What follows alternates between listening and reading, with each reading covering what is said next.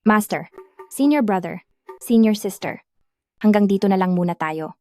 Yuebay, dahil pursigido kang bumaba ng bundok, ayaw na kitang pilitin pang manatili o limitahan ang iyong kalayaan. Master, Sa loob ng ating sekta, ikaw ang may pinakamahusay na talento sa medisina. Mas magaling ka pa kaysa sa kahit sinong expert sa medisina sa buong mundo. Ang siyam na gintong karayom na ito ay ang pinakamahalagang kayamanan ng Tianchuan Gate. Ngayon ay ibinibigay ko na ito sa iyo para magamit mo sa oras ng pangangailangan. Master, masyado po itong mahalaga, hindi ko po ito matatanggap. Ang sekta natin, bagamat mukhang luma na, ay kilala talaga bilang pinakamalaking sekta ng medisina sa buong mundo. Ang aking disipulo ay hindi dapat malait sa labas. Bunsong disipulo, ito ang kautusan ng Bagyo. Kapag naharap ka sa kahit anong problema, pumunta ka lang sa alinman sa mga ospital ko, gagawin nila ang lahat ng kanilang makakaya para tulungan ka. Hindi rin magpapatalo si second senior brother. Ito ang inihanda ko para sa'yo, 3 villa, para kampante kang may sariling matitirhan.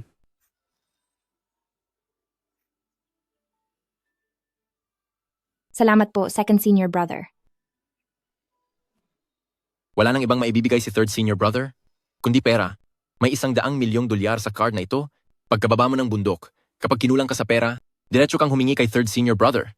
Salamat po, senior brother. Ang mga negosyo ng pamilya ko ay nasa buong bansa. Ito ang jade pendant ni The Meng family. Gamit ang jade na ito, makokontrol mo ang alinmang negosyo ng The Meng family. Yuebay, kapag naagrabyado ka, dapat mong sabihin, nandito lang ang eldest senior brother para sa iyo. Salamat po, eldest senior brother. Ang bait nyo talaga, eldest senior brother. Hindi pa man ako nakakaalis, mamimiss ko na agad kayong lahat.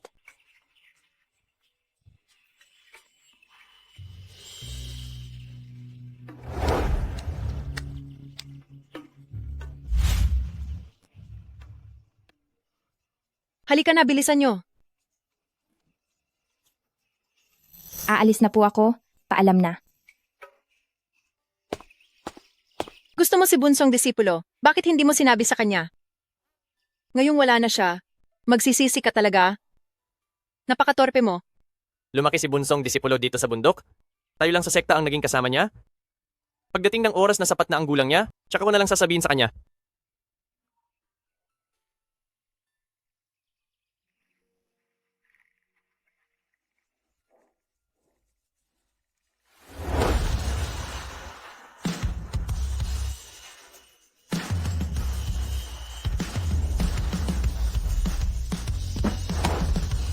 Miss Jiang.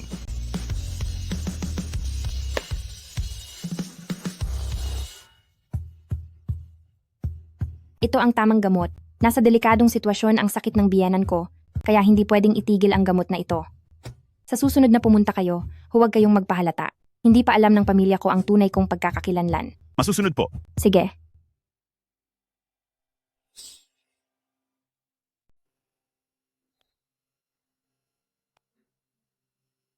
Kuya, malapit ng manganak ang hipag ko. Kapag naisilang na kaya niya ang bata, hindi na ba ako ang magiging pinakaimportanteng tao para sa iyo? Ruo-ruo, walang sino man ang makakapalit sa pwesto mo dito sa puso ko. Ikaw, habang buhay kang mananatiling pinakamahalaga sa akin. Kasalanan ko ang lahat. Dahil hindi ako makahanap ng lalaking katulad mo na napakabait, nakapangasawa pa ako ng lalaking nananakit. Buntis na nga ako pero sinasaktan pa rin niya ako. Ngayon, napilitan akong bumalik at tumira dito sa atin. Ruo-ruo, huwag kang mag-alala. Tiyak na parurusahan siya ni Kuya para sa'yo. Kuya, Kayong dalawa, huwag kayong lalampas sa hangganan. Ang pagiging ampon lang ng kuya mo ay kailangang manatiling isang lihim. Kung hindi ay mawawala sa kaniya ang karapatang magmana sa pamilyang Wen. Tayong tatlo ay palalayasin ng pamilyang Wen nang walang-wala. Naintindihan niyo ba? pero tungkol sa bagay na iyan, hanggang kailan pa natin ito kailangang itago? Ruo-ruo, huwag kang mag-alala. Hindi na magtatagal. Kapag nanganak na si Jiang Yuebay sa panganay ko, magiging matatag na ang posisyon ko sa pamilyang Wen. Pagkatapos niyan, makipagdiborsyo ka na, bumalik ka na rito para tumira, at si kuya mo ay talagang aalagaan kang mabuti. Kuya, alam ko talagang ikaw ang pinakamabait sa akin.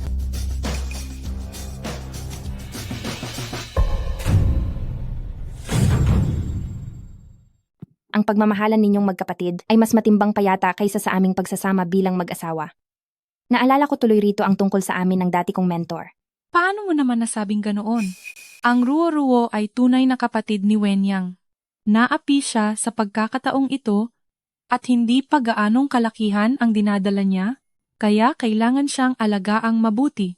Dito muna natin siya patirahin sa bahay.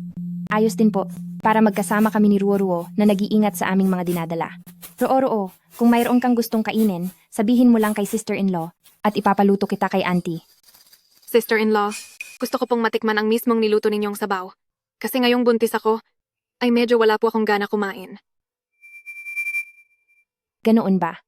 Kaso sa kalagayan ko ngayon, mahirap para sa akin ang yumuko sa pagluluto. Tuturuan ko na lang si auntie kung paano ito gawin. Yuebay, itong si Ruo-Ruo, ngayon pa lang siya nagsisimulang makaranas ng pagsusuka. Bilang kaniyang hipag, hindi ba dapat mo siyang bigyan ng kaunting malasakit? Pagluluto lang naman ng sabaw? Wala naman itong masama. Sige po, lagi ka na lang kampi sa sarili mong kapatid. Sige, naiintindihan ko na. Salamat po, sister-in-law. Mag-ingat muna kayong dalawa. Kapag naisilang na ang anak ni Jiang Yuebay, kahit ano pang gawin nyo ayos lang. Pero sa ngayon, hindi ito dapat matuklasan ng sinuman. Naintindihan ko po.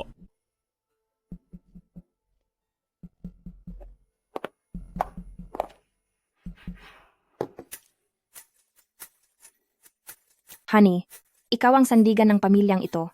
Uminom ka pa ng marami. Sige. Salamat, wife. Salamat sa pagpapagal mo at naghanda ka ng maraming pagkain.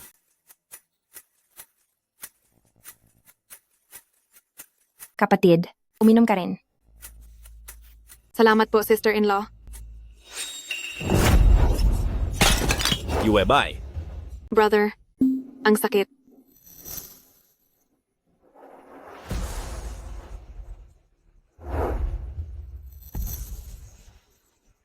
Ruo-Ruo. Ayos ka lang ba? May dumi. Wenyang, ang dumi. Tulong.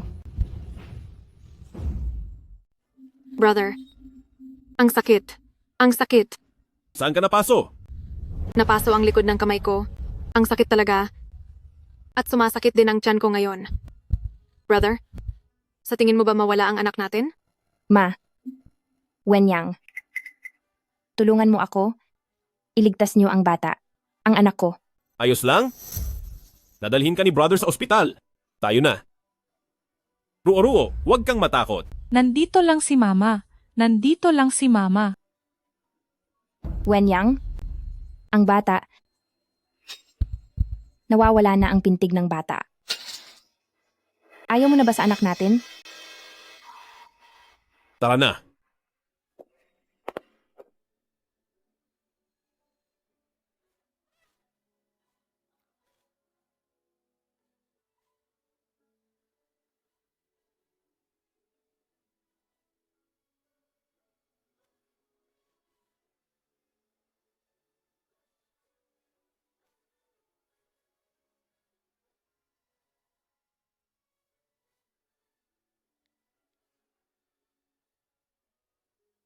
(911) Hello?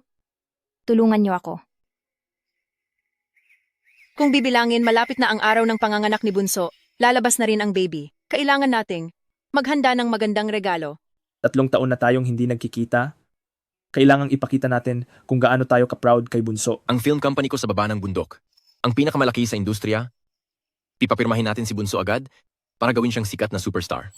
Dahil nagkaroon na ng baby si Bunso, dapat lang na lumipat na siya ng matitirhan.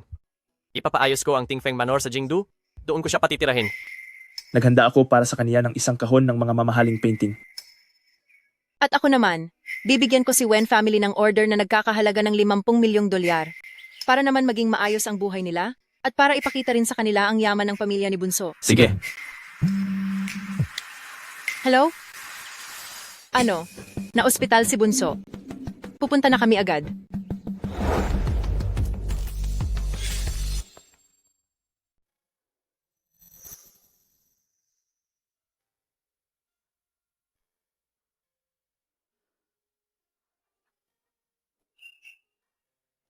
Ang anak ko? Nasaan ang anak ko? Masyado ka nang huling dumating? Nawala ang bata.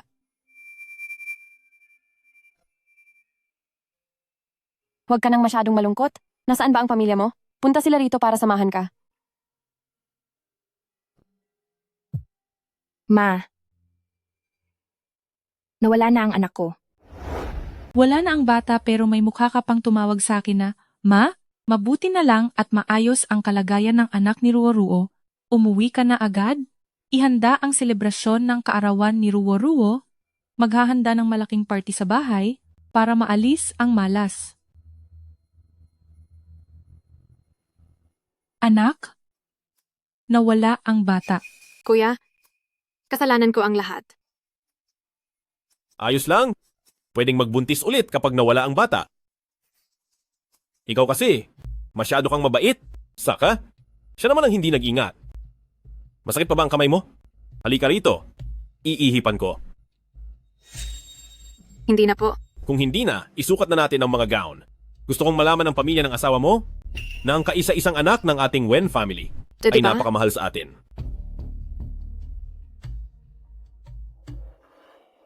Wala man lang kayong pakialam nung nawala ang bata. Tapos gusto niyo pa akong paghandain ng birthday party para sa salarin?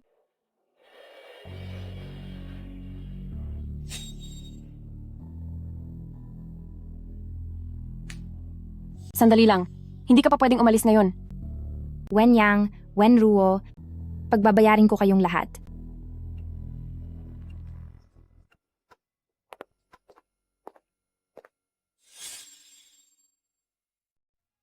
Sa wakas, makikita ko na rin si bunsong disipulo.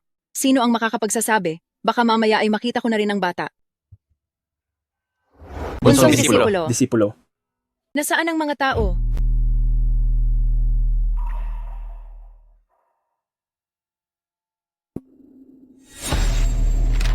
Dahilan kung bakit nawala ang bata. Ang tiyan ng ina ay nakatanggap ng matinding tama dahil hindi agad natulungan, hindi na nakahinga ang bata. Bakit nawala ang bata? Hindi ba at malapit na siyang isilang? Ito ay kalabisan. Siguradong ang Wen family ang hindi nag-alaga ng maayos kay bunsong disipulo. Kung nagawa nilang saktan si bunsong disipulo, kahit kaunti, sinisigurado kong parurusahan ko sila. Tara, pumunta tayo sa Wen family. Maligayang kaarawan. Ruo-Ruo, hindi ka pwedeng uminom ng alak, kaya kumuha ako ng tubig para sa iyo. Sa inyong lahat, samahan ninyo kaming lahat. Nabatiin si Ruo-Ruo ng maligayang kaarawan. Maligayang kaarawan. Inlaw, lagi mong sinasabi na hindi namin pinapahalagahan si Wenruo. Pero ngayong kaarawan ni Wenruo, pati ang asawa ng kuya niya ay hindi sumisipot. Mukhang pati ang sarili ninyong pamilya ay hindi siya binibigyan ng importansya. Jiang Yuebay, iyong probinsya ng iyon, paano niya nagawang hamakin si Ruo-Ruo?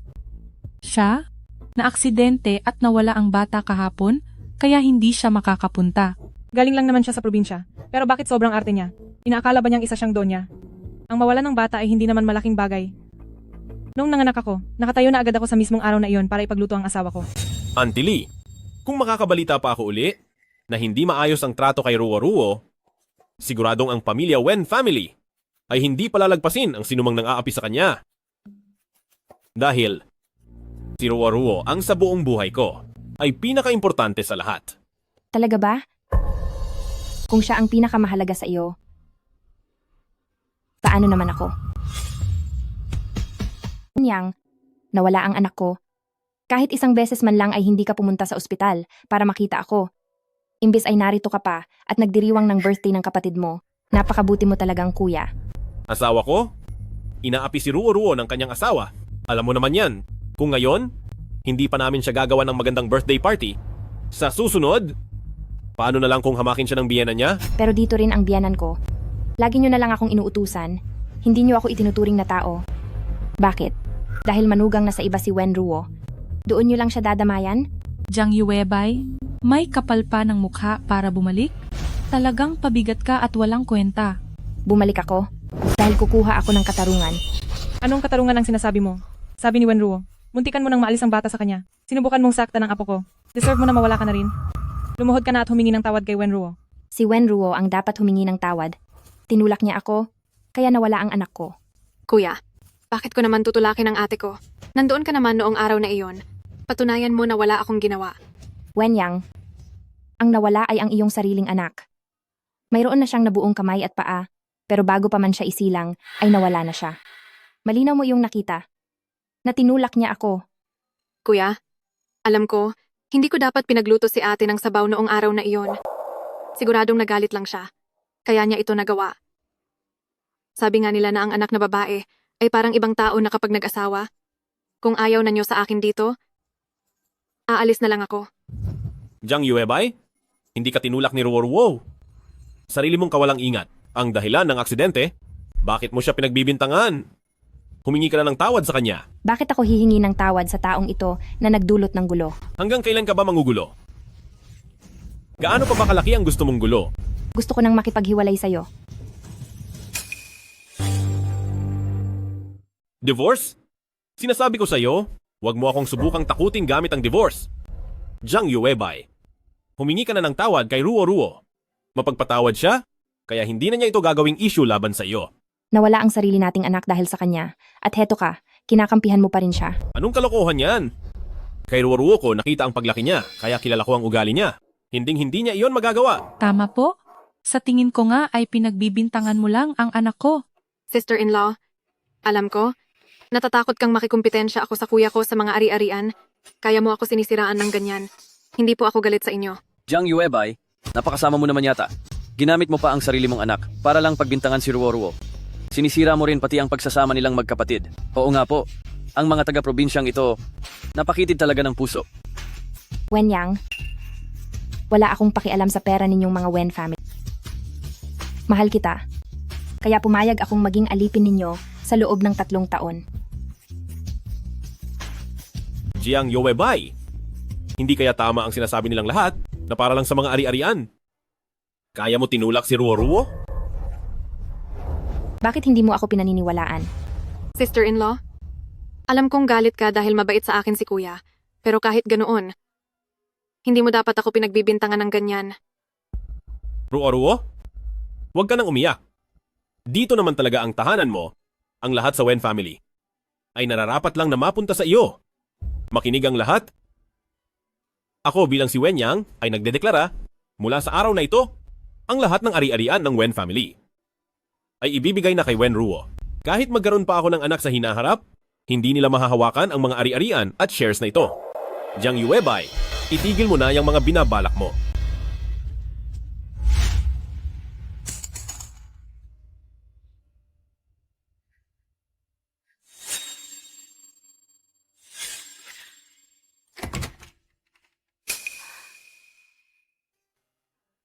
Sister-in-law, natatakot po ako sa dilim. Maaari po bang samahan muna ako ni kuya na matulog ngayong gabi? Noon, naging tanga ako dahil hindi ko napansin ang mga kalokohan ninyo. Ikaw at si Wen Ruo ay hindi basta normal na magkapatid. Ano ba talaga ang relasyon ninyong dalawa? Anong pinagsasabi mo? Ang Wen Ruo ay ang aking kapatid. Siya ang pinakamahalagang tao sa buhay ko, kaya hindi ko papayagan na siraan mo siya? Paano naman ako at ang anak natin? Huwag ka nang manggulo rito. Isa ka lang namang hampas lupa na galing sa bundok. Isang karangalan ang mapabilang sa pamilyang Wen family. Ang pamilya namin ay tinanggap ang isang gaya mong mahirap. Dapat ay marunong kang magpasalamat. Magpasalamat? Magpapasalamat ako sa inyo dahil sa 3 taong ginawa niyo akong alipin para pagsilbihan kayo. Magpapasalamat ba ako sa inyo ngayong wala na ang anak ko ng dahil sa inyo? At higit pa riyan, ang lahat ng mga nakuha ninyong puhunan sa nagdaang mga taon ay galing sa akin. Lalong nagiging imposible ang mga sinasabi mo. Ang puhunan sa Wen family ay galing sa kasunduan ni na Ruo at pamilyang Li. Sino ka ba sa akala mo? Ang lakas ng loob mong umangkin ng kredito. Jiang Yuebay, pwede ba na huwag ka nang manggulo rito? Si Ruo ay sakitin simula noong bata pa. Mabait siya at hindi nakikipag-away bilang kaniyang kuya. Kailangan ko talaga siyang protektahan. Huwag kang magsinungaling nang dahil lang sa iyong inggit. Nagsisinungaling ako? Sinasabi ko sa'yo, lalabas at lalabas din ang katotohanan. Aabangan ko ang araw ng inyong pagbagsak. Wen Yang, simula ngayong araw, akong si Jiang Yuebay ay wala na ring ugnayan sa Wen family. Walang hiya ka. Kung magdidiborsyo man, dapat ay ang anak ko ang magtataboy sa'yo Sa ginawa mong pagpahiya sa amin, hindi kita hahayaang makaalis ng basta-basta. Mga tauhan, hawakan siya, paluhurin siya at pahingiin ng tawad kay Ruwo-Ruwo. Lumuhod ka. Ayaw mong lumuhod, ha?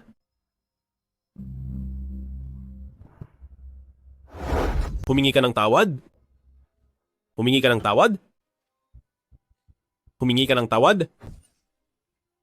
Humingi ka ng tawad? Humingi ka ng tawad?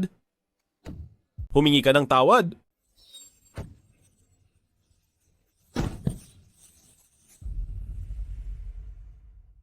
Wenyang, 3 taon na.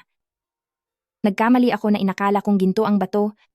Inakala kong mahal mo ako. Kaya mo ako pinakasalan. Nabulag ako. Winakasan niyo ang buhay ng anak ko. Mawala man ako, hindi ko kayo mapapatawad. Ruo-ruo?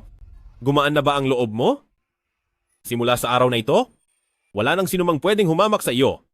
Kuya, pero muntik na siyang maging dahilan ng aksidente sa anak ko. Tuwing naaalala ko, nasasaktan ako at natatakot. Hindi ka pa kontento ha? Kung ganoon, saktan niyo pa siya. Upakan ang tiyan niya. Gusto mong makipaghiwalay, di ba? Sisiguraduhin kong wala nang matitira sa iyo.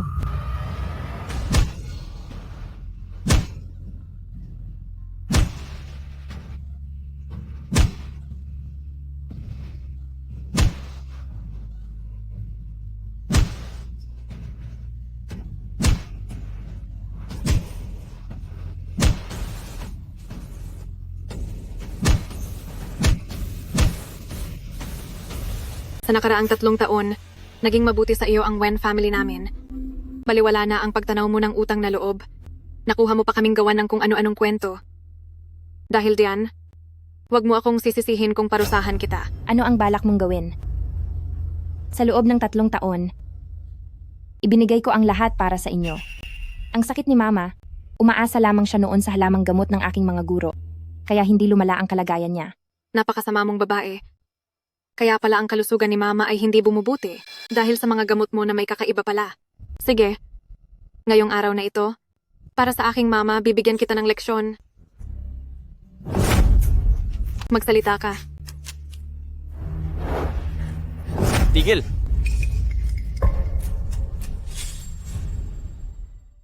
Tigil! Bunsong disipulo, Bunsong disipulo? Bunsong disipulo! Sino kayo? At bakit kayo nangahas na pumasok sa loob ng bahay ko? Senior brother. Sila. Dahil sa kanila, nawala ang bata. Wenyang, ipinaubaya namin sa iyo si bunsong disipulo. Ganito mo ba siya pinapangalagaan? May dala akong gamot dito. Kailangan bang gamitan ng karayom si bunsong disipulo? Sana pala, hindi na muna namin hinayaang bumaba ng bundok si bunsong disipulo. Mas mabuti pa sa bundok, tayong 4 noon pang bata. manahimik ka. Hindi ito ang tamang oras para maging madaldal na parang matanda. Ayos na ang lahat. Mula ngayon, ipaubaya mo na kay senior brother. Kaya pala, kayo pala ang mga galing sa hamak na paaralan ni Jiang Yuebay. Ang paaralan ko ay hindi dapat binabanggit ng isang taong walang kuwentang tulad mo. Nangahas kang saktan si Ruo-Ruo. Ikaw, Sino ka sa tingin mo para saktan ang anak ko? Kami ang nangungunang sekta ng mga medikal na manggagamot, mga disipulo ni Tianchuan Gate. Ako ang panganay na disipulo ng Tianchuan Gate. Ang nakakatandang kapatid ni Jiang Yuebay, si Shu Fengqing. Ako ang panganay na senior brother ng Jiang Yuebay, si Meng Huaichuan. Ako naman ang pangalawang senior brother ng Jiang Yuebay, si Ling Xiao. At ako ang pangatlong senior brother ng Jiang Yuebay, si Ning Ye. Sa sinumang naglakas loob na sakta ng aming bunsong disipulo, ang buong Tianchuan Gate ay re-responde at pagbabayarin kayo. Lahat ng naririto na nagkasala kay bunsong disipulo, kaming mga taga Tianchuan Gate, ay hindi kayo mapapatawad. Jiang Yuebay. Hindi ba sabi mo, ang iyong sekta ay isa lamang maliit at hindi kilalang grupo? Bakit? Ngayon sinasabi mo na, ang iyong sekta ang pinakamalakas na samahan sa buong mundo? Tingin mo ba sa amin sa Wen family ay hangal? Ayaw ko lang na ma-pressure ka. anong pinakamalakas na samahan sa mundo? Paanong magiging ganon samantalang 5 lang kayong narito? Malinaw na isa lang itong hamak na sekta. Nagsisinungaling pa kayo rito. Nakakatawa talaga. Hayaan niyong sabihin ko sa inyo, Ang asawa ko ay mula sa isa sa 3 malalaking sekta ng lungsod ng yun, isang disipulo ng sekte ng Sanching, at kailanman ay hindi ko siya narinig na binanggit ang tungkol sa inyo. Hindi nyo pa naririnig ang tungkol sa Tianchuan Gate? Sa tingin ko, kayong mga parang baliw na aso na nanggugulo. Kayo ang walang alam sa mundo. Dahil ginagamit nyo ang Wen family bilang proteksyon, ngayon ay babawiin ko ang lahat ng koneksyon at yaman ng Wen family. Tingnan natin kung paano pa kayo magmamayabang. Ha ha ha! Naku! Talaga namang adik na kayo sa pagpapanggap. Ako ang mismong nagtatag ng Wen family. Anong kinalaman nyo rito? Talagang matigas ang ulo nyo. Babawiin ko rin sa Wen family ang lahat ng tulong medikal. Pati na rin ako. Ibabagsak ko ang lahat ng entertainment business ng Wen family. Noon, kaya namin ito ginawa ay dahil nagpakasal sa iyo si bunsong disipulo, kaya tinulungan namin ang Wen family. Kung hindi dahil doon, mababang karote na agad ang Wen family dahil naging masama kayo sa kanya. Ngayon ay tatapusin na namin ang Wen family. Bumalik muna tayo para gamutin ang mga sugat mo. Hinto! Hinayaan ko ba kayong alisin si Jiang Yuebay? Si bunsong disipulo ay sa amin ni Tianchuan Gate. Hindi mo siya pinahalagahan. Kaya bakit mo kami pipigilang isama siya paalis? Umalis ka sa harap namin. Maaari nyo siyang isama. Pero, pasok na si Jiang Yuebay sa talaan ng pamilya ng Wen family. Sa pamilyang Wen family siya habang nabubuhay, at kahit sa pagkawala niya, ay dapat pa rin siyang ihihimlay sa libingan ng mga ninuno ng Wen family. Sige, isama nyo siya.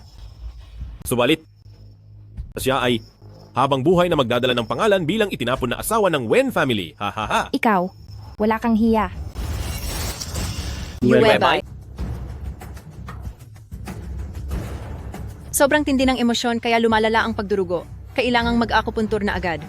Napakadelikado sa katawan ng babae ang mawalan ng bata, lalo na kung malaki na ang dinadala. Kung alam ko lang, hindi ko na hinayaan na bumaba ng bundok si bunsong disipulo. Mas mabuti pa sa bundok, tayo pang magkakasamang lumaki. Second senior brother, tumigil ka na sa kadadalita, tumigil na ang pagdurugo ni bunsong disipulo. Kasalanan ko ito dahil hindi kita naalagaan ng mabuti. Brother, bakit hindi mo na lang hiwalayan ang babaeng iyan at palayasin siya sa pamilya natin? Ano? Kahit na magkaroon ng paghihiwalay, si Yuebay ang hihiwalay sa'yo. Hindi ka nararapat sa kanya. Ikaw, Alis!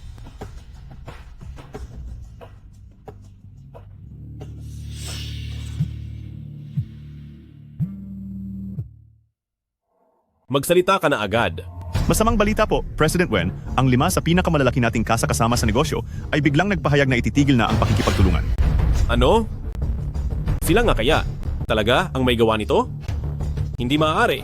Tiyak na nagkataon lang ito.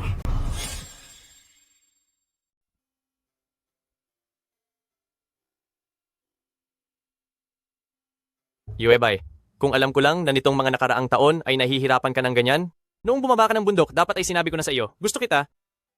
Maraming taon na kitang gusto. Senior brother. Gising ka na?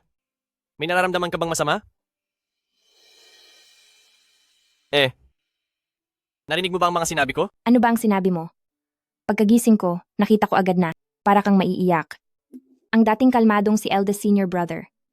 Bakit parang biyaya ang mukha ngayon? Siyempre, dahil nag-aalala ako sa kalusugan mo. Kakaalis lang ni bunsong disipulo kay Wen family. Huwag ko na muna siyang dagdagan ng iisipin.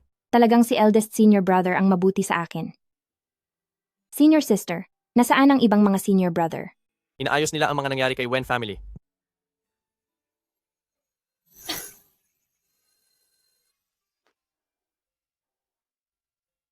Di ba sabi sa iyo ni senior brother, kapag naaapi ka, dapat mong sabihin, bakit hindi mo sinabi sa amin na hindi ka tinatrato ng maayos ni Wen Yang? Akala ko kapag nagkaanak kami, ay magiging mabuti na siya sa akin. Saka, masyadong malaki na ang naitutulong niyo sa akin. Ayaw ko nang pati ang problema ko sa pag-ibig ay pagkakaisipan niyo pa. Ako. Kahit kailan ay hindi ka naging abala sa amin. Kahit sa hinaharap. Ehem. Uminom ka muna ng tubig.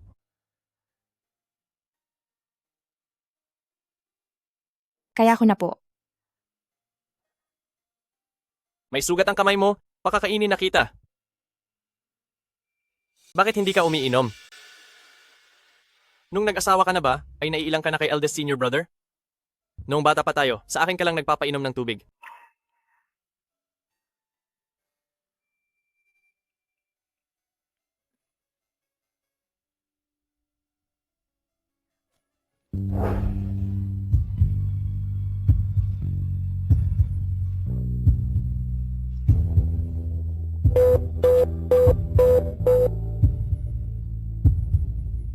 Bunsong disipulo. Ikaw, Gising na si bunsong disipulo. Bunsong disipulo, Gising na si bunsong disipulo. Gising na ba si bunsong disipulo? ayos ka lang ba, bunsong disipulo? nandito na pala kayo. Mabilis masyado ang tibok ng puso ni bunsong disipulo. Kailangan ba nating tumawag ng doktor? Sure. Wag na. Wala ka ba talagang pakiramdam pagdating sa ganito? Ikaw talaga. Senior sister, ayos na ako. Salamat sa pag-akupuntur mo sa akin. Ngayon ay parang magaling na ako. Buti naman at ligtas ka. Kaming dalawa ni na senior brother at senior sister ay sobrang nag-alala sa iyo. Kung alam ko lang, hindi na sana kita hinayaang bumaba ng bundok. Mas payapa pa doon.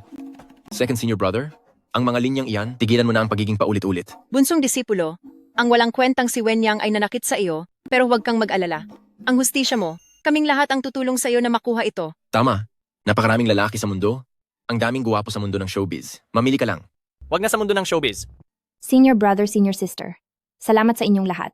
Sa ngayon ay ayoko na munang isipin ang mga iyon. Gusto ko nang magbalik, ipagpatuloy ang pagiging manggagamot, at mahanap muli ang sarili ko. Bunsong disipulo, binawi na namin ang lahat ng puhunan para sa Wen family. Kahit ano pang gawin mo, nakasuporta si senior sister sa iyo. Ang buong Tiangshuan Gate ay laging nasa likod mo para sumuporta. Wala na akong mga magulang. Buti na lang at tinulungan ako ni Master na umakyat sa bundok, kaya nagkaroon ako ng mga kamag-anak na gaya nyo. Nagdesisyon din ang Meng Clan na magpalawak sa lungsod ng Yun. Sa darating na investment fair, doon ko ipapahayag sa buong mundo na kami ang iyong mga tagapagtanggol. Ano ang susunod mong balak? Magdidiborsyo muna. Buti na lang at may gamot ang Tianshuan Gate. Ngayon ay halos ayos na ang pakiramdam ko. Bukod sa medyo nakakaramdam ng pagkapagod, ang pakiramdam ko. Ingat po kayo, Ruo-Ruo. Baka po kayo madapa. Ruo-ruo, huwag kang mag-alala. Ang mag-asawa ay talagang nag-aaway pero nagbabati rin sa huli. Sabi ng biyenan mo, sa pagkakataong ito, papasundo ka niya mismo sa asawa mo. Sus! Wala akong pakialam kung pumunta siya o hindi. Ayos lang yan. Nandito naman si brother. Brother, aalagaan mo ba ng mabuti ang anak ko? Siyempre. Ako, tinitiyak ko na ituturing ko siyang parang sarili kong dugot pawis, higit pa sa tunay na anak. Salamat. Wenyang, hinayaan mong mawala ang sarili mong anak, pero ang anak ng iba ay parang ginto kung ituring mo. Ma. Ang dating karamdaman ko, bumalik na naman ngayon. 3 taon itong hindi naramdaman, akala ko pa naman ay magaling na ako. Dahil ang lahat sa malas na si Jiang Yuebay. Simula nang nanggulo siya, naging magulo na ang pamilya natin. Ayos lang yan. Huwag kang mag-alala. Nabalitaan ko na nagbalik na si Yumian, Divine Physician. Siya, ang daming sakit na napapagaling niya. Kapag dumating ang oras, ipakukuha natin siya para alagaan ang pagbubuntis ni Ruo-Ruo at para na rin gamutin si Mama. Oh. Nandito na pala siya agad. Kuya, tingnan mo. Kuminto ka. Huwag mo akong hawakan, kadiri ka. Hindi naman ako nandidiri sa'yo. Ba't ang yabang mo? Bakit? Ang 3 lalaking yon? Bakit hindi mo kasama ngayon? Ang tingin ko sa'yo? Nagsawa na sila sa'yo? Kaya iniwan ka na nila. Walang mali siya ang turingan namin ng kuya ko. Ikaw kaya tong laging nakayakap kay Wenruo, baka isipin pa ng iba na tunay kayong mag-asawa. Magkapatid? Pero ang gulo ng relasyon ng pamilyang ito. Ang asawang pumasok sa pamilya nila, napakalubog sa malas. Oo nga, hindi ko alam kung gaano karaming hirap ang tinitiis ng babaeng iyon sa kanila. Hay naku, anong kasalanan ito? Anong klaseng manugang ba itong nakuha ko? Hindi man lang umuuwi sa bahay araw-araw at sinisiraan pa ang sariling hipag. Ngayong araw, palalayasin ko na ang salarin na nanamantala sa sarili kong anak at sa aking apo. Lalayas ka na sa Wen family at pababayaan kitang mamuhay mag-isa sa labas. Nay. Iyon ang gusto ko. Kayo sa Wen family sa loob ng 3 taon, maliban sa paghuthot ng dugo ko, may alam pa ba kayong gawin? Nagagawa mo pang sumpain ang Wen family? Gusto kitang turuan ng leksyon at tahiin ang bibig mong masamang babae. Ubo! Nitong mga nakaraang taon, gumamit ako ng mamahaling gamot para alagaan ang katawan nyo. Ngayong ititigil ko na ang gamot nyo. Hindi magtatagal ay lalabas muli ang sakit nyo. Ikaw, ang lakas ng loob mong sumpain ng nanay ko, ha? Sa tingin mo, sa pamamagitan ng mga walang kwentang damong gamot na iyan, ay magagawa mo ng pagalingin ang sakit ng nanay ko? Masyado kang mayabang. Sinasabi ko sa'yo, isang basura ka lang ng pamilyang Wen family? Huwag mo kaming ipahiya sa hospital gamit ang pangalan ng Wen family. Wen Yang, pagsisihan mo ito. Isang biro? Kung hindi lang dahil sa nakita kong sobrang pagmamahal mo kay Wen Yang, hindi sana kita pinayagang pumasok sa pamilyang Wen family? Ngayon, ipapakita ko sa lahat kung gaano kasama ang ugali ng babaeng tulad mo. Nay! Doktor! Doktor! Siya ang maalamat na doktor. Yumian Divine Physician. Nandito ka na. Oo, Yumian, Divine Physician? Paano nangyari iyon? Kahit pag-aaral ay hindi niya nagawa, paano siya magiging si Yumian Divine Physician? iligtas muna natin ang pasyente. Dali na siya sa kwarto. Bilis!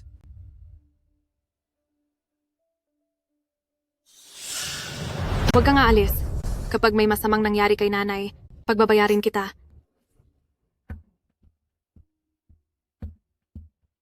Dok, bakit po biglang nahimatay ang nanay ko? Hay, bihira lang ang sakit na ito, pero noong huli ko siyang nakita, halos magaling na siya. Dahil biglang nahinto ang gamot, kaya lumala ang sakit niya at nahimatay siya. Bakit niyo itinigil ang pagpapainom ng gamot? Akala po namin ay simpleng sakit lang ito, kaya hindi kami masyadong nag-alala. Tama po siya. Kung hindi dahil sa gamot na iyon, baka wala na siya ngayon. Ngayong nahinto ang gamot, kumalat na ang sakit, baka mahirapan na tayong gamutin siya. Dakilang doktor, maaari ko po bang malaman kung anong gamot ang ginamit nyo para iligtas ang pasyente? Isang espesyal na uri ng salvia mula sa Tianchuan Gate. Jiang Yuebay. Yung mga ipinapakain mo noon kay nanay, hindi ba ay isa lamang iyong mga tuyot at pangit na damo? Siguradong peke ang mga salbang iyon. Baka maging ikaw ay isa ring pekeng doktor? Imposible! 5 taon na ang nakakalipas. Mismo kong nakita ang paraan ng paggagamot ng dakilang doktor. Noon, tunay na kahanga-hanga ang galing niya. Kung hindi dahil kay Miraculous Dr. Jiang na tumulong sa paggagamot, ang nanay niyo ay matagal na sanang nawala. Jiang Yuebay. Isa ka palang dakilang doktor? Bakit hindi mo agad sinabi? Noon, ang kalusugan ni nanay at Ruo ay ikaw ang nag-aalaga. Ngayong may problema dahil sa iyo, gamutin mo agad ang nanay ko. At bakit ko naman siya ililigtas? Ikaw. Kaya mo namang tumulong, bakit ayaw mo? Hahayaan mo lang ba na mawala ang isang buhay sa harap mo mismo? Jiang Yuebay, nakalimutan mo na ba? Kung hindi pumayag si nanay noon, hindi ka makakapasok sa pamilya ng mga Wen family. Ang nanay ko ay naghirap para palakihin kami ni kapatid, kaya dapat mo siyang iligtas. Huli na para sa mga gamot. Ibigay mo sa akin ang gintong karayom ko, gagamit ako ng acupuncture. Baka sakaling madagdagan pa ang buhay niya ng ilang araw. Ang matitira ay nakadepende na sa inyo. Sa buhay na ito, napakaswerte kong makita ang dakilang doktor na gamitin ang pinakamahalagang kagamitan sa medisina, ang 9 Spirits Golden Needle. Kahit mawala na ako, ay wala na akong pagsisisi. Ang ibig mong sabihin, iyong mga gintong karayom sa kwarto mo, pero ang mga karayom na iyon ay nakabigay ko na. Anong ginto o pilak na karayom? Hindi ba't nakilang doktor ka? Gamitin mo ang karayom ng ospital, pwede na iyon. Pinakialaman mo ba ang gintong karayom ko? Nasaan na ang gintong karayom? Bakit ka ba sumisigaw? Buntis si Ruo ngayon. Paano kung matakot ang bata? Ang mahalaga ay makapanggamot, kahit anong karayom ay pwede na. Ang gintong karayom na iyon ay pamana sa akin ng guro ko. Iisa lang iyon sa buong mundo. Maikukumpara ba iyon sa ibang karayom? Ibigay mo sa akin ang gintong karayom. Ano bang problema mo? Jiang Yuebay, noong pinakasalan mo ako, wala kang dalang kahit anong dote sa loob ng 3 taon. Umaasa ka lang sa pamilya Wen family. Sa totoo lang, lahat ng gamit mo ay dapat pagmamay-ari na ng Wen family. Noon, ang Wen family ay maliit na pamilya lamang. Ayaw kong ma-pressure ka. At itinuring ko kayong pamilya, kaya hindi ko sinabi sa iyo. Lahat ng nakuha mong puhunan nitong mga nakaraang taon ay galing sa akin. Noong pinakasalan mo ang kuya ko, niwala ka mang mamahaling bag, buong araw ay lumalang ang dala mo. Anong kakayahan mo para kumuha ng puhunan para sa Wen clan? Ang lahat ng mayroon ng kuya ko ngayon ay bunga ng sarili niyang sikap. Tama si Ruo. Ang tagumpay ko ay walang kinalaman sa iyo. Huwag ka nang gumawa ng mga kwento. Bilisan mo at manggamot ka na. Hindi mo ba ako maintindihan? Kailangan ng gintong karayom para magamot ang nanay mo. Ikaw. Ang gintong karayom ay wala na ngayon. Anong ibig mong sabihin? Anong ibig sabihin?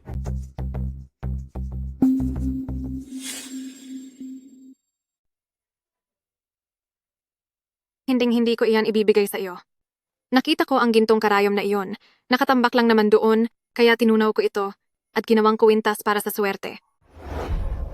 Ngunit kayamanan iyon ng Tianchuan Gate ang Nine Spirits Golden Needle. Bakit ka sumisigaw diyan? Nakikita ko namang hindi ka talaga marunong manggamot kaya kung ano-anong dahilan ang sinasabi mo. Ano bang magandang bagay ang magmumula sa iyo? Hindi ko pa nga inaalipusta. Ang daming dumi ng gintong karayom mo.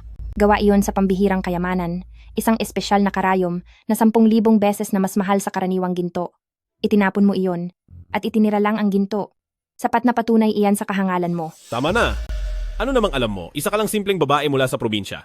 Kung hindi ka marunong manggamot, ay umalis ka na agad dito. Kahit pa sabihing wala akong gaanong karanasan, alam kong ang pagkuha ng walang paalam ay pagnanakaw. Ikaw. Kuya, tingnan mo siya. Naging bulag ako sa katotohanan. Nagsayang ako ng 3 taon. Hindi lang ako tumigil sa panggagamot, kundi binigo ko rin ang malaking tiwala ng aking guro. Dahil tinunaw mo na ang gintong karayom, ibigay mo sa akin ang kuwintas. Ang bagay na ito ay sa akin na ngayon, huwag mong tangkaing agawin ito. Bitiwan mo ako. Ikaw? Bakit ka nangaagaw? Lumayas ka. Nay, Nay, Hindi ito maganda. Dalhin na siya agad sa emergency room. Kailangan nyo agad makahanap ng dekalidad na ginseng. Kung hindi, hindi na natin maisasalba si Madam Wen. bilis, bilis. Nay. Bilis. Nay, nurse. Hay, sayang lang dahil nawira ang gintong karayom, hindi ko na kayo nakitang muli. Mahusay na doktor na gumamit ng iyong mga karayom para magligtas ng buhay. Naaalala ko, ang huling beses na nakita ko kayong gumamit nito, 5 taon ang nakalilipas. Ang pasyenteng iyon noon, halos wala na talaga ang buhay.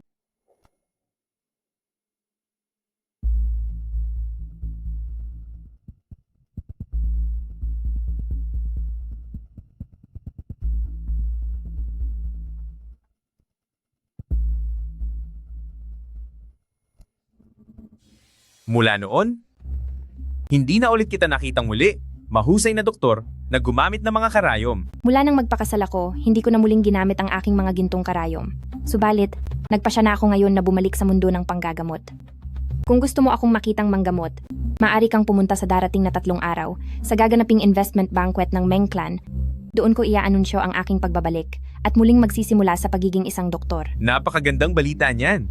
Kailangan ko agad itong ipaalam sa mga kasamahan ko, paniguradong nananabik silang lahat sa inyong pagbabalik.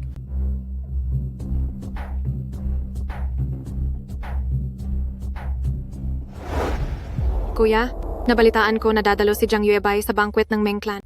Si Jiang Yuebay. Nagawa niya talagang pagmasdan habang may nangyayaring masama sa nanay ko. Tiyak na. Patitikimin ko siya ng batas.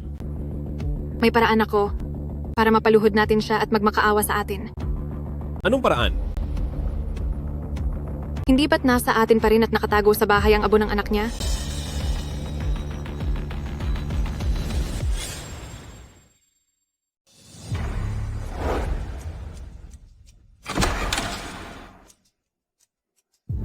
Sa ganitong marangyang pagtitipon, nagulat ako na nakasali rin ang Wen family. Siyempre naman, paboritong-paborito ako ni Meng Clan. Kahit itong imbitasyon ay mismong si President Meng ang naghanda para sa akin.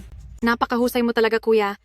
Pero huwag kang kabahan. Bukod kay Meng Clan, pwede rin tayong lumapit sa Sanching Gate kung saan naroon ang asawa ko. Hinding-hindi ko hahayaan na mapahamak ang Wen family. Napakaalalahanin talaga ni Ruo Ruo. Jiang Yuebay, nandito ka nga talaga. Tara! Jiang Yuebay. Sino na namang lalaki ang inayuma mo para makapasok ka rito? Nararapat ka bang nandito? Kung kayong 2 peste ay nakapasok dito, bakit hindi ako pwede? Jiang Yuebay, suot mo ay napakalantod? Gusto mo bang akitin si President Meng? Hindi pa tayo hiwalay? Kung kani-kanino ka na nakikipaglandian, pinagmumukha mo akong tanga. Bitiwan mo ako. Kailan ako nakipaglandian? Ngayong huli nakita, tsaka ka magmamangangan. Noong pinagtataksilan mo ako, parang hindi ka naman ganyan. Walang hiya ka.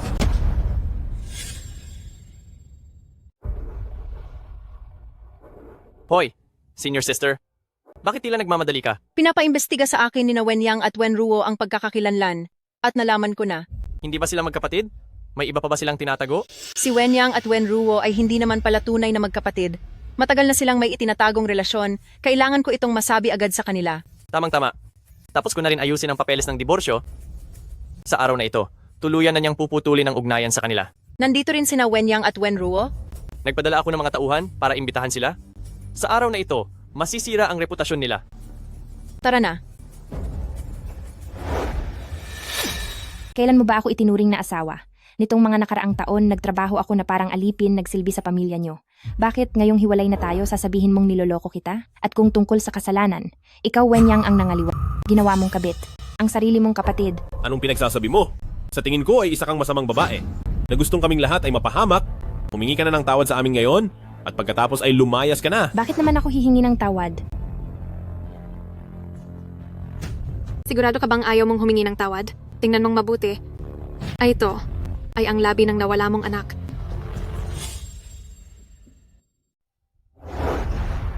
Subukan mong lumapit ng isang hakbang at ihahagis ko ito sa sahig. Para ipakain sa aso. Kayo. Wala talaga kayong hiya. Siya rin ay sa inyong Wen family na anak. Dahil nanggaling siya sa tiyan mo, mayroon bang lalabas na mabuti riyan? Humingi ka sa akin ng tawad agad. Pagkatapos ay ilabas mo ang danshen para gamutin ang nanay ko. Kapag hindi mo napagaling ang sakit ni nanay, pagbabayarin kita ng higit pa sa inaakala mo?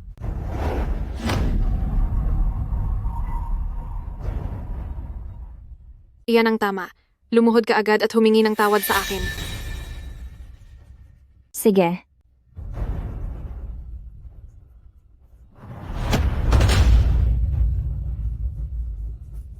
Lahat? Ang babaeng ito, hindi lang niya gustong saktan kami ng nanay ko. Siniraan pa niya ang ating Wen family, dahilan para bumagsak ang ating pamilya at mawala ang lahat ng ating puhunan. Jiang Yuebay, ang mga sinabi ko, aaminin mo ba o hindi? Inaamin ko na. Isa ka talagang malas. Isang tao lang ang sumira sa buong pamilya. Hi, lahat kayo. Ako bilang pamilya Wang ay handang mamuhunan sa Wen clan. Ako rin, si Pamilya Zhou ay handa rin. Masamang babae. Nakakadiri ka. Lumayas ka. Ngayon, pwede na ba?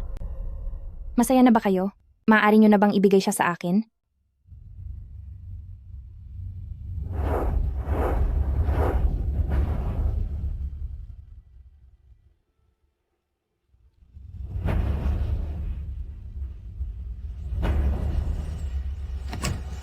Ang boss ng Meng Clan, si Meng Huaichuan ay nandito na.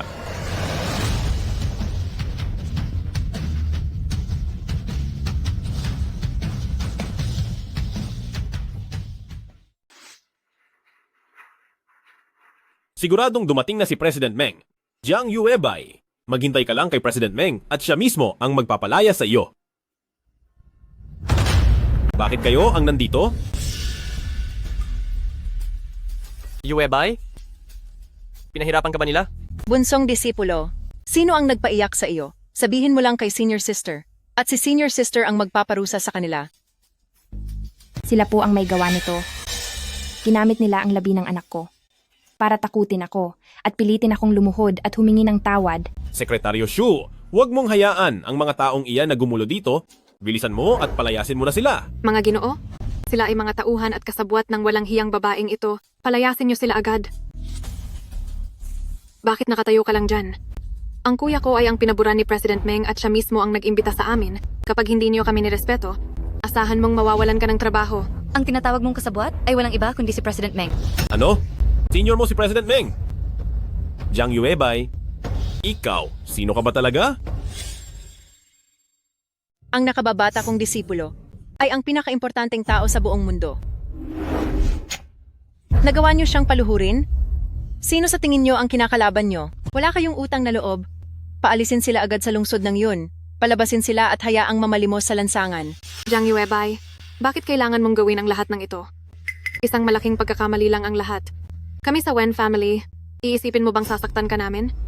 Pagkakamali?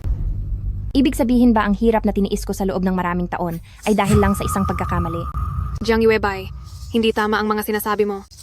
Kahit na marami kang kilala na mga makapangyarihang tao, ngunit ang marangyang buhay na mayroon ka ay galing lahat sa aming mga taga-Wen family. Marangyang buhay?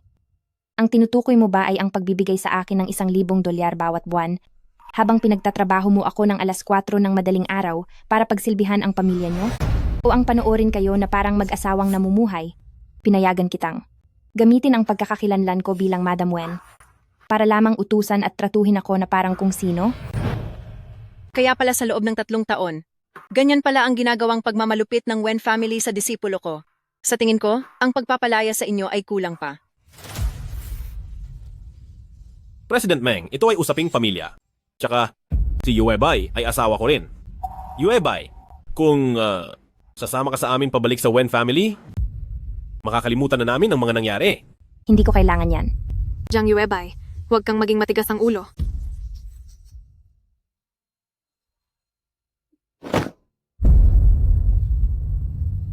Ruo-ruo. Kuya, bilisan mo. Ang sakit ng tiyan ko.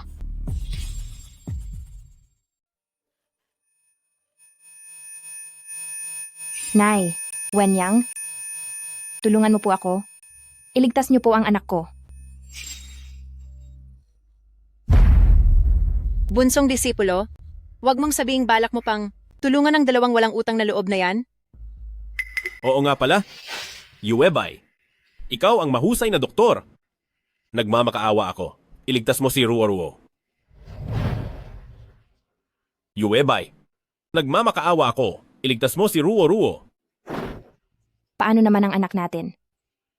Sino ang magliligtas sa anak natin? Yuebay, kasalanan ko ang lahat. Lahat ito ay dahil sa akin. Nagmamakaawa ako sa iyo. Walang kinalaman ng bata dito. Kaya pakiusap, iligtas mo siya. Huwag. Yuebay, sa loob ng maraming taon niloloko ka lang nilang 2. Ang dinadala ni Wen Ruo, hindi sigurado kung kanino talaga iyan. Sila pong 2 ay matagal nang may malaswang ugnayan. Ano ang mga pinagsasabi mo? Ako at si Ruo-ruo ay magkapatid. Sina Wen Ruo at Wen Yang ay hindi naman tunay na magkamag-anak.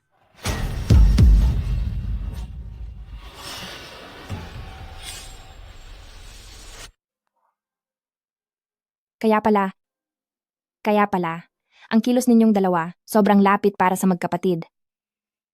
Dahil pala noon pa nyo, pinaglalaruan ang lahat. Hindi mali ang hinala ko.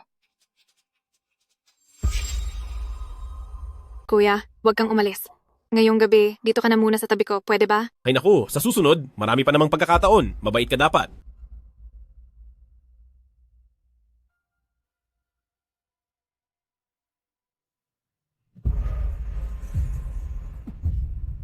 Teka, anong ginagawa mo? Gabi na kaya? Anong ginagawa nyo ni Wen Ruo dito? Kani-kanina lang may ipis sa kwarto ko, kaya pumasok si kuya para tulungan akong hulihin ito. Pasensya na, sister-in-law. Naistorbo ko pa ang unang gabi niyo bilang mag-asawa. Bakit mo naman maiistorbo? Kapag kailangan mo ng tulong, tawagin mo lang ako agad? Naintindihan mo ba? Opo. Ngayon alam ko na. Noon pa ninyo ako niloloko. Yuebay. Yuebay, Hindi pa ba bumubuti ang pakiramdam mo? Ayos lang ako. Naduduwal lang ako sa 2 taksil na ito. Wen Yang, talagang nagawa mo akong pagtaksilan. Sa kinalakihan mong kapatid sa loob ng 3 taon, masyadong malaki ang idinulot mong sakit sa akin. Imposible. Paano ninyo nakuha ang aming mga report? Ang report na ito ay tiyak na peke. ako si Pamilyang Shu. Mula sa pinakaunang pamilya ng mga doktor sa lungsod ng Yun, ang pag-imbestiga sa inyo ay napakadali lang para sa amin. Ang gulo talaga nitong Wen family. Tila tama ang sinasabi ng Jiang Yuebay. Ang Wen Ruo na ito, siya ay isa talagang mapagpanggap at masamang babae. Hindi ganyan ang nangyari. Huwag kayong gumawa ng mga kwento. Ang rami ng dugong nawala sa kanya. Kung hindi siya maaasikaso, maaaring mawala ang bata. Kuya, tulungan mo po ako. Huwag kang mag-alala, magiging maayos din ang lahat. Jiang Yuebay, nagmamaawa ako sa iyo. Walang kasalanan ng bata. Ako ang may kasalanan sa lahat. Nagsusumamo ako sa iyo, tulungan mo ako. Sa pagkakataong ito, nagmamaawa ako, pakiusap. Senior sister, pwede bang pahiram ako ng iyong mga gamit sa acupuncture? Yuebay, gusto mo pa ba talaga siyang iligtas? Nakalimutan mo na ba ang ginawa niya sa iyo noon? Tama siya. Huwag kang magpakamartir. Matapos ang lahat ng ginawa ni Wenruo sa iyo, kahit ano pang parusa ay kulang pa para pagbayaran niya ang lahat. Hindi siya karapat-dapat sa tulong mo. Kabibitiw ko pa lang sa anak ko. At alam ko ang sakit na mawalan ng sanggol. Dapat niyang pagbayaran ni Wenruo ang lahat. Pero ang dinadala niyang bata ay walang kasalanan. Laging sinasabi ng guro ko noon na dapat nating igalang ang buhay at tumulong sa mga nangangailangan. Ito ang layunin ko noong simula pa lang na muntik nang masira ng tatlong iyon dahil sa kanilang mga ginawa.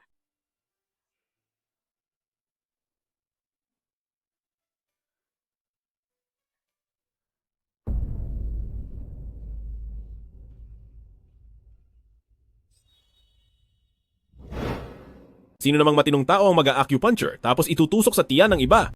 Paano kung mawala ang bata dahil dyan? Huwag mong sabihing dahil kay Jiang Yuebay, dahil galit ka sa panloloko ko, ay sadyang gusto mo nang mawala ang anak ni Ruo. Kung gusto mong mabuhay ang bata sa sinapupunan niya, huwag mo akong abalahin sa ginagawa ko. Sige, iligtas mo siya? Subukan mong iligtas. Napakasakit. Yuebay, Nawala ang bata dahil sa panggigipit mo? Ang peking doktor mo. Wala ka palang alam sa panggagamot. Ang anak ni Ruo, nawala na dahil sa ginawa mo. Tinitingnan ko lang ang sitwasyon ng bata. hoy! Hindi mo ba alam ang tradisyonal na pagsusuri? Wala ka bang alam? Kayo sa Wen family, hindi nyo alam pahalagahan ng mahalagang tao sa harap nyo? Kaya nararapat lang na mawalan kayo ng susunod na henerasyon? Bulag talaga ang mga mata ng buong pamilya nyo. Anong mahalagang tao? Hindi nyo naman talaga kayang magligtas ng buhay? Tatawag na ako. Ruo, pupunta tayo sa ospital. Bahala ka. Tutal, hindi naman ako ang mawawalan ng anak. Junior na kapatid, aalis na tayo. Nako, itong si Wenruo. Masyadong maraming nawalang dugo sa kaniya. Ang putla-putla na niya. Tingin ko, hindi na maisasalba ang bata. Tumahimik ka. Kuya, bilis. Iligtas mo ang anak ko. Ayokong mawala siya. Kuya, Iligtas niyo siya. Wenyang, masasabi ko sa iyo, huli na ang lahat kung pupunta pa kayo sa ospital. Sa bilis ng pagkawala ng dugo niya, ako lang ang makakaligtas sa kaniya. Kung gusto mong iligtas ang bata, nasa iyo ang desisyon. Wala na ring pag-asang maligtas ang bata. Bakit hindi natin siya pasubukin? Kung hindi niya mapapagaling, ito na ang pagkakataon na sirain ang reputasyon niya. Sige. Jiang Yuebay, bibigyan kita ng isa pang pagkakataon. Kapag hindi mo na iligtas ang bata, sisiguraduhin kong masisira ang dangal mo. Yung si Jiang Yuebay ay masyadong mayabang, hindi niya dapat gamitin para sa sariling karangalan ang buhay ng ibang tao. Tama. Kung hindi ito gagaling, 2 buhay ang mawawala. Sa tingin ko, dapat na siyang dalhin sa ospital agad. Ang pinakamalapit na ospital dito ay aabutin ng 30 minuto. Sa bilis ng pagtagas ng dugo ng pasyente, hindi na tayo aabot. Ang pinakaimportanteng gawin ngayon ay pigilan ang pagdurugo. Puro salita lang naman siya. Sa tingin ba niya sa ilang turok lang ay mapipigilan ang pagdurugo ng buntis na iyan? Napakakatawan nito. Wala kang karapatang maging doktor. Bunsong disipulo, kaya mo ba? Oo.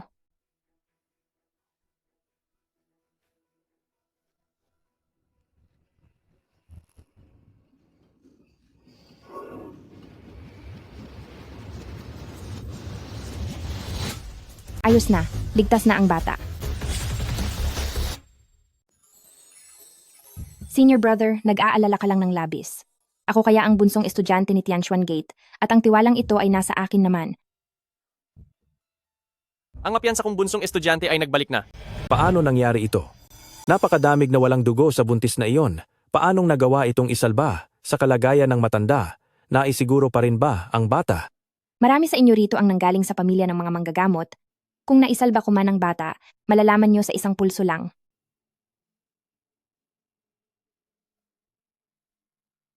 Ito, talagang naisalba ang batang ito. Himala, isang tunay na mahusay na manggagamot. Imposible. Jiang Yuebay, tingin ko ay natsambahan mo lang at sinuwerte ka lang. Ang lahat ng naririto ay kayang gumawa niyan. Ayoko nang makipagtalo pa sa iyo. Bilisan nyo at dalhin siya para masiguro ang bata. Dahil kahit ang pinakamagaling na eksperto ay wala nang magagawa. Jiang Yuebay? Pinahiya mo ako rito ng husto sa araw na ito? Humanda ka sa akin! Aral na tayo. Nako, sa galing ng medisina na ito, sa rami ng taon ko sa panggagamot, ay ngayon lang ako nakarinig ng ganito. Tanging ang maalamat na si Yumi ang Divine Physician lamang ang makakagawa nito. Hindi kaya. Kayo si Yumi ang Divine Physician? Oo. Ako nga si Yumian Divine Physician. Nagbabalik na ako sa mundo ng panggagamot. Napakadelikado ng nangyari ngayong araw. Halos mamatay na ako sa takot. Pero mabuti na lang, at hindi nawala ang bata. Kuya, ano ang iniisip mo? Iniisip ko, iyong Jiang Yuebay na taga-probinsyang iyon, bakit bigla siyang napalapit kay pamilyang Shu? At ngayon ay may The Meng family pa na sumusuporta sa kaniya. Mula ngayon, ang tapusin siya ay tila mas magiging mahirap na. Huwag kang mag-alala. Ano naman kung may backup siyang Meng clan? May paraan ako para masira ang reputasyon ni Jiang Yuebay. May paraan ka? Anong klasing paraan? Narito lang ang paraan. Sa tiyan? Hangal kong kuya dahil ito sa bata. Bata? Dala ko sa sinapupunan ang anak ni Dong Tianjie. Nagpa-check up ako sa ospital kanina. At ang sabi ng doktor, isang lalaki ang sanggol na ito. Kapag nalaman ito ni Pamilyang Dong, tiyak na magiging napakasaya niya at gagawin niya ang lahat ng gusto ko. Si Dong Tianjie? Si Dong Tianjie ay isang disipulo ni sekte ng Sanqing. Ang katayuan ni sekte ng Sanqing ay di hamak na mas mataas kaysa sa mga bilyonaryo. Sa oras na iyon ang pabagsakin si The Meng family, hindi ba't magiging napakadali na lang? Opo. Pagdating ng oras na iyon, kahit wala tayong sabihin, sina Jiang Yuebay at Meng Huaichuan ay nanginginig sa takot na lalapit at magmamakaawa sa atin. Ha, talaga nang bilib. Nao sa mga paraan mo. Mahal. Mahal, may umaapi sa akin at sa anak mo. Anak? Ang ibig mong sabihin? Oo. Galing lang ako sa ospital para magpatingin. Sabi ng doktor, lalaki raw ito. Mahal, magkakaanak na tayo ng lalaki. Ang kaso nga lang, Jiang Yuebay. Gustong mapahamak ang anak mo. Sino ba iyang si Jiang Yuebay? Jiang Yuebay. Siya yung dating walang modong asawa ni kuya, na isa ng doktor ngayon sa ospital ng Yuncheng. Dati pa, siya rin ang may gawa. Muntik na niyang mawala ang anak natin. Walang hiya, pagbabayarin ko siya. Ang lakas ng loob niyang sakta ng anak ko. Kaya nga mahal, dapat mo kaming ipaghiganti. Pero sandali. Ang balita ko, si Wenyang ay hindi mo raw totoong kuya? Ganoon ba? Nagulat din ako doon. Sabay kaming lumaki ni kuya. Kaya kailanman ay hindi sinabi ng nanay sa amin ang totoo. Ang Jiang Yuebay na iyon, ginamit pa ang malinis naming ugnayan bilang magkapatid para siraan kami. Napakasama niya talaga. Mahal, turuan mo siya ng leksyon. Kung ganoon, ako nang bahala kay Jiang Yuebay. Ayusin ni Hubby ang lahat. Salamat.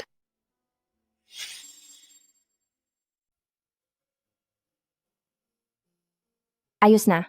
Ang sakit mo, magaling na. Dapat kang magpahinga. Pakiramdaman mo. Isa kang milagrosong doktor. Salamat po, Dok. Luluhod ako sa pasasalamat sa inyo. Ang buong pamilya ko ay nakadepende sa akin. Noong nakuha ko ang sakit na ito, gumastos na ako ng ilang daang libong dolyar, pero hindi pa rin gumaling. Dahil sa inyo, nailigtas ang pamilya ko. Sige na, tumayo ka na muna. Ang tumulong sa may sakit ay tungkulin ng bawat doktor. Hindi mo kailangang magpasalamat. Maraming salamat po, milagrosong doktor. Sasabihan ko agad ang pamilya ko na huwag na nilang ituloy ang panghihingi ng pera. Magpahinga kang mabuti. Opo. Ito ang tunay na kahulugan ng buhay ko. Nasaan si Dr. Jiang? Dr. Jiang, ganap na akong gumaling. Sadya akong pumunta rito para bigyan kayo ng banner. Tingnan nyo.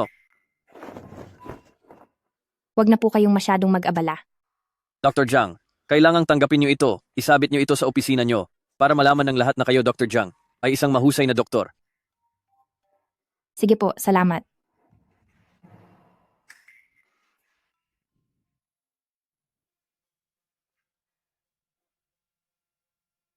Tapos na ang shift. Doktor, Iligtas niyo po ang lolo ko. Jiang Yuebay, matapos mo kaming hiyain ng kapatid ko sa party noong nakaraan, ngayon ay may regalo ako sa'yo. Sinisigurado ko na sisirain ko ang pangalan mo. Doktor, tulungan niyo po ang lolo namin. Ipasok niyo siya sa loob ng klinika para makita ko kung anong sakit niya. Hindi dapat mangyari ang masama sa lolo ko. Kung mawala man ang lolo, paano na kaming buong pamilya? Tumayo ka muna. Hindi pa nasusuri ang pasyente, kaya paano susuko agad ang pamilya? Tumayo ka na. Doktor, alam ko pong kayo ang pinakamahusay na manggagamot dito. Nakikiusap po ako? Tulungan niyo ang lolo namin. Nagsusumamo po ako sa inyo? Huwag kang mag-alala. Gagawin ko ang lahat para matulungan siya. Ipasok na siya sa loob at titingnan ko siya. Lolo? Lolo? Hindi po pwedeng may mangyaring masama sa inyo. Lolo? Lolo? Dapat ay maging ayos lang kayo. Lolo? Huwag ka nang umiyak. Walang maitutulong ang iyak habang nasa panganib ang buhay niya. Lalo mo lang siyang napapahamak sa ginagawa mo.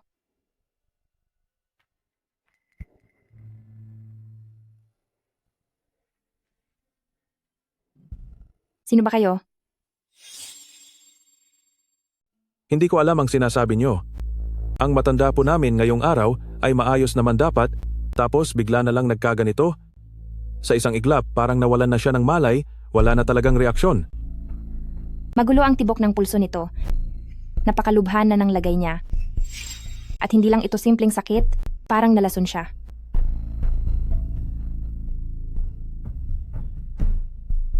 Tama nga, nalason siya.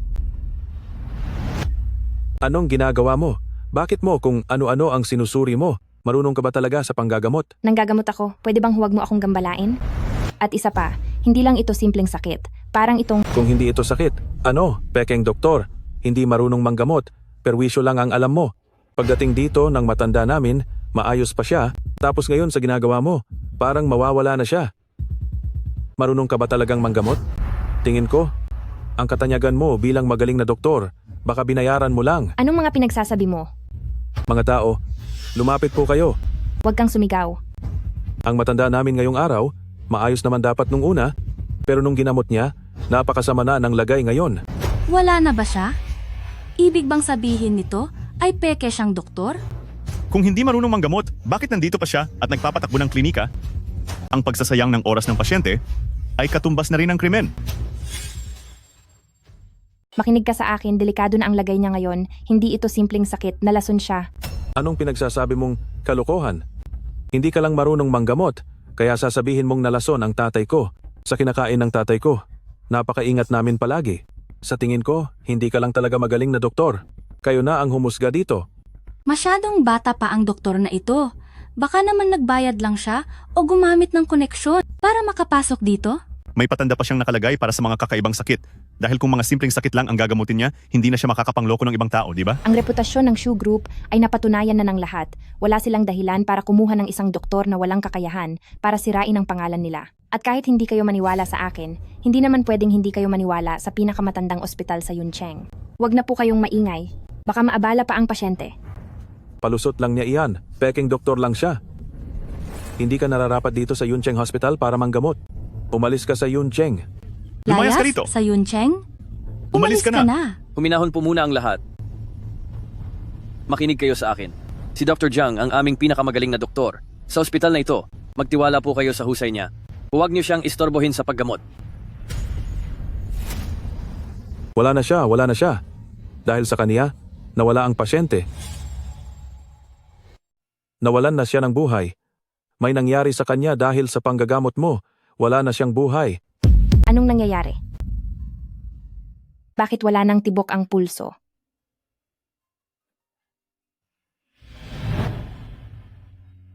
At ikaw? Doktor ka pa ba? Baka panghayop lang ang galing mo. Para mailigtas mo ako. Sa tingin ko, pati hayop hindi mo kayang gamutin. Jiang Yuebay, kahit pa si Shu Fengqing ang lumapit para tulungan ka, wala ka na ring magagawa pa. Totoo bang nawalan ng buhay dahil sa kanya? Paano nakapasok dito ang ganyang klaseng tao? Dr. Jiang, kailangan ba nating tawagan si President Shu para pumunta rito? Yuebay, tandaan mo. Kapag nanggagamot ka, dapat ay lagi kang mahinahon. Huwag kang magpapaapekto sa paligid mo. Obserbahan mong mabuti. At pansinin ang bawat detalye.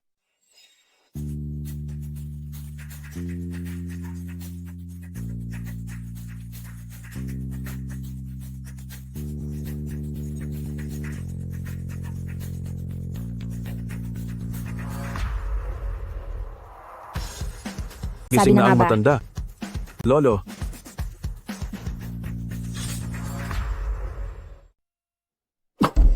Sir? Lolo? Lolo?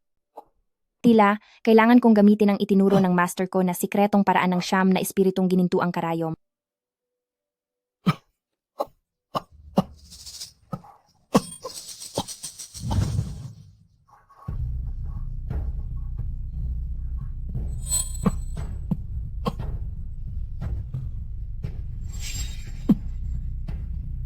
Hindi maaari. Ito.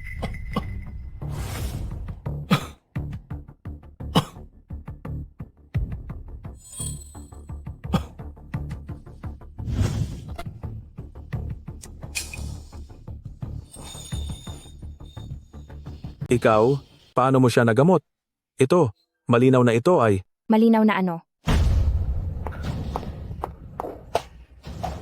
Sino ang naglalakas loob na manggulo sa teritoryo ko? Naglakas loob kayong apihin si bunsong disipulo dito. Gusto nyo na bang mamatay, ha? sino ka? Nandito lang kami para magpagamot. Bilang mga doktor, hindi nyo dapat inaapi ang mga tao. Ako dapat ang nagtatanong yan sa inyo. Hindi lang kayo mga ordinaryong pasyente. Hindi naman talaga siya mayaman. Sino ba talaga kayo? Mga walang silbi.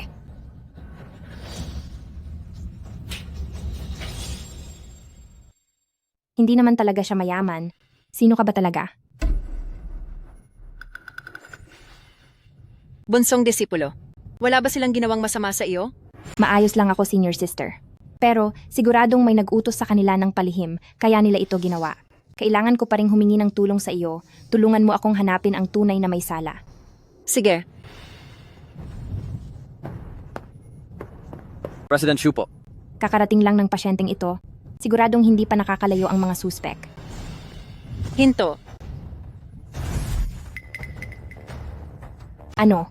Pagkatapos gumulo ay tatakas ka na? Sinasabi ko sa'yo, itong karayom ko na ginto ay hindi lang nakapagliligtas, kundi kaya rin itong tumapos ng tao. Mas mabuti pang magsabi ka na ng totoo, kundi. Si Dong. May isang nagngangalang Dong na nagutos sa akin. Sabi niya, sirain ang reputasyon mo tapos ay bibigyan ako ng $500,000. Pero sa pagkakaalam ko ay wala namang dong sa paligid ko. Hindi ba Dong ang apelido ng asawa ni Wenruo? Diyan na nagkakaroon ng linaw ang lahat.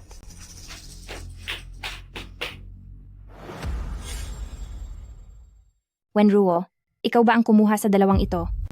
Narito lang ako para sa aking check-up. Isang doktor na gaya mo ay nanggigipit ng buntis? Wala ka na ba talagang hiya? Umamin na silang dalawa. Nagdidental ka pa rin.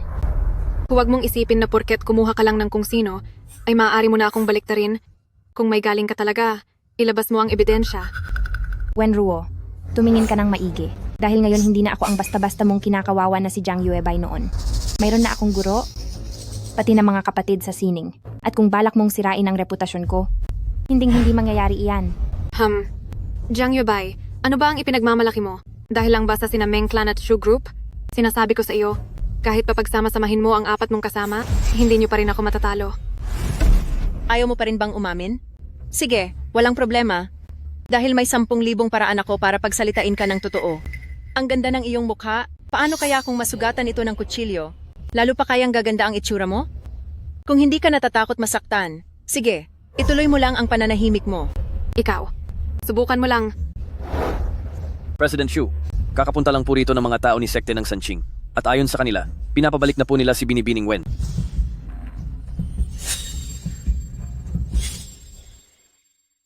Mga tao mula sa sekte ng Sanqing, bakit sila pupunta rito? Sabi ng mga taga-sekte ng Sanqing, pabalikin na raw si Binibining Wen. Tungkol sa mga nangyari noon, handa silang kalimutan na ang lahat, kundi ay wawasakin nila ang Yuncheng Hospital.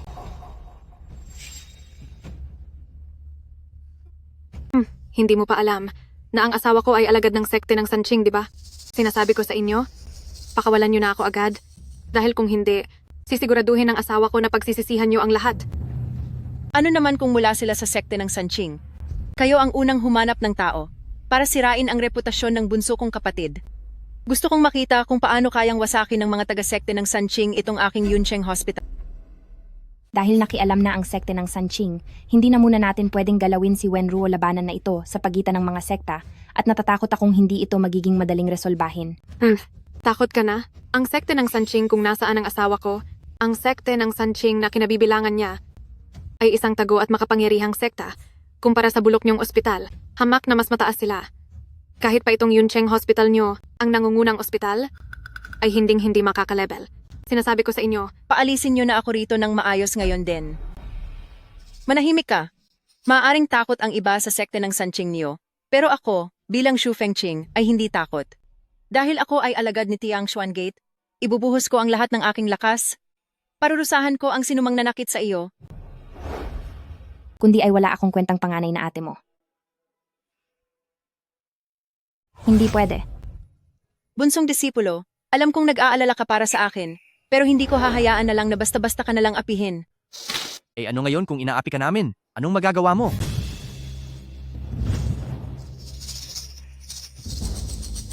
Habi, sa wakas ay nandito ka na. Sa tingin ko ay wala na kayong lakas ng loob. Dahil nalaman ninyong kami ang sekte ng Sanqing, natatakot na kayo, di ba? Ano naman kung sekte ng Sanqing kayo? Hindi lang ako ang nasa likod ni bunsong disipulo, kundi ang buong Tiang Xuangate. Tiang Xuangate? Matagal nang naglaho ang Tiang Xuangate. Ang lakas ng loob ninyong magpanggap na tauhan ng Tiang Xuangate. Naghahanap lang kayo ng sakit ng ulo. Kumusta na ang pasyenteng ito? Hindi kaya dahil sa inyo ay tuluyan na siyang nawala? Kani-kanina lang ay itong matanda ay nanganganib ang buhay. Nawalan na siya ng pulso pero naisalba ko siya. Patunay lamang ito sa galing ng aming ospital at salamat sa iyo dahil binigyan mo kami ng pagkakataong mapatunayan ito. Nagawa niyo talaga siyang pagalingin? Sige. Mukhang may ibubuga nga kayo. Dahil bilib na bilib kayo sa inyong galing. Ang tanong, kakayanin niyo ba ang hamon ko? Anong hamon? Pagkalipas ng 3 araw, ang buong lungsod ng yun ay lalahok sa isang pagtitipon, doon ay haharapin niyo kami. At magpapatigasan tayo kung sino ang matatalo ay ititiwalag sa mundo ng medisina.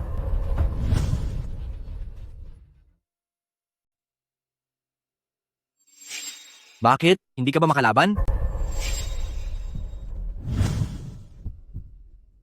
Bunsong disipulo, sinubukan kanyang pahirapan kanina sa ospital.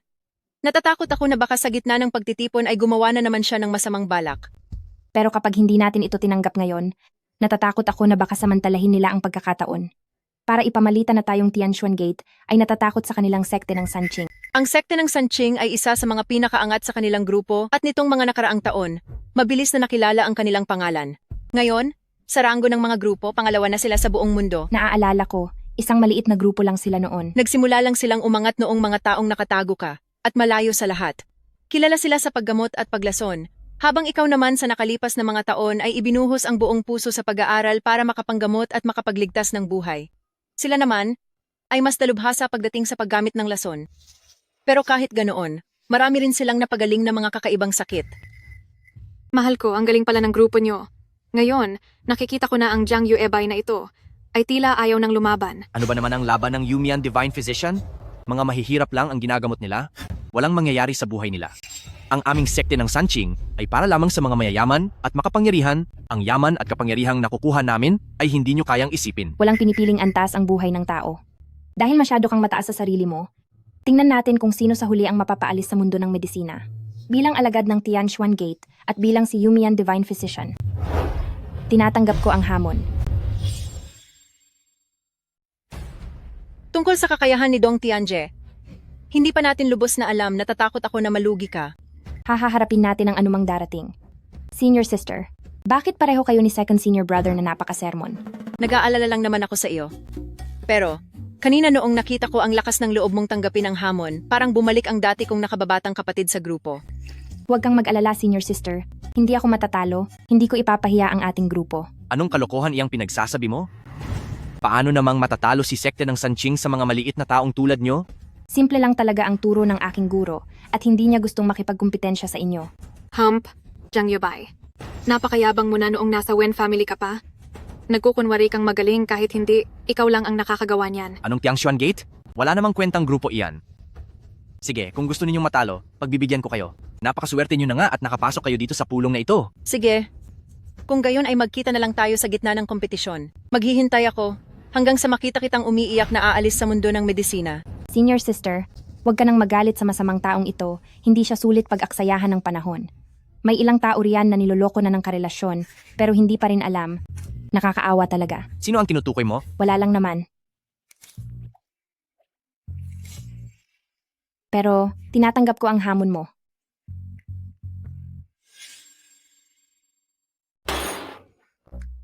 Sinasabi ko sa inyo, wala kayong kaalam-alam kung gaano nakakainis ang Dong Tianjie na iyan.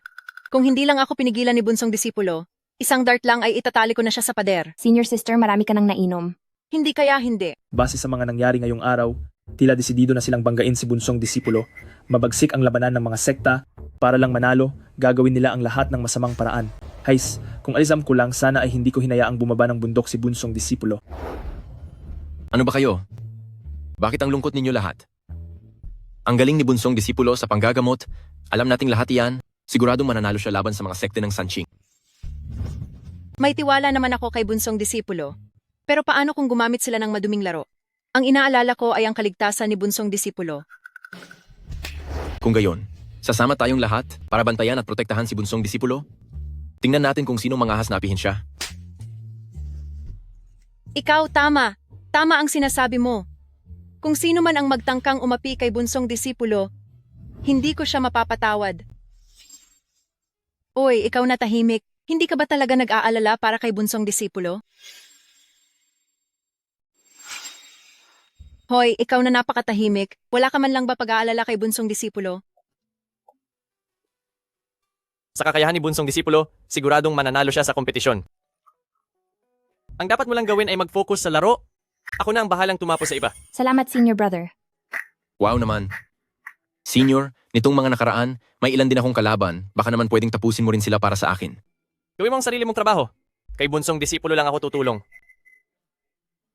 Hoy, bunsong disipulo. Tingnan mo kung gaano ka kaimportante kay senior brother. Wala ka ba talagang gustong sabihin? Sa totoo lang, alam ko ang ibig sabihin ni senior brother. Sa wakas, magtatapat na rin siya.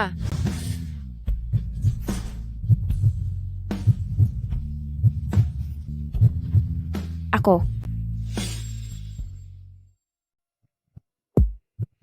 Ako.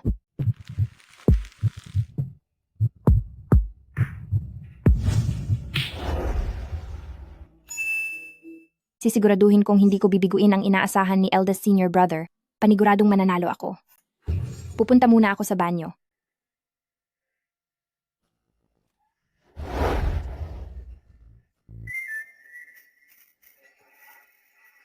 Mabuti naman at marunong ka pang tumanaw ng utang na loob. Hoy, eldest senior brother, hindi ka na ba iinom? Pupuntahan mo ba si bunsong disipulo? Bakit ba palaging ganyan si eldest senior brother? Hindi ko na kayang pigilan ang sarili ko sa ganyan. Ako na ang magbabayad ngayon. Uminom lang kayo hanggat gusto nyo.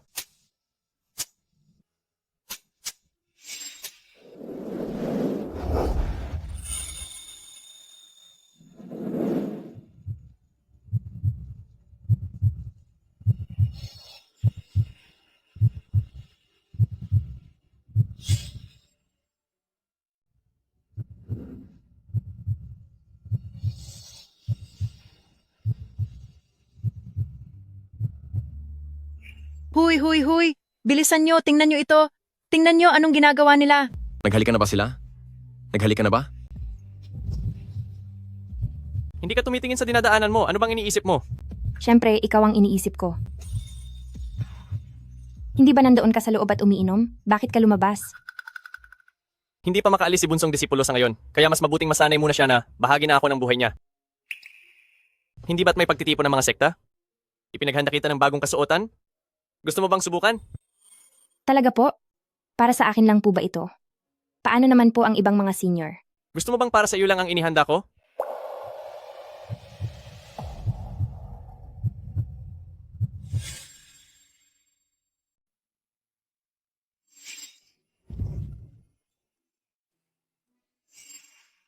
Hindi naman po ganoon. Kaya lang, dahil magkakasama tayong pupunta, maganda ring tignan na mukha tayong kagalang-galang.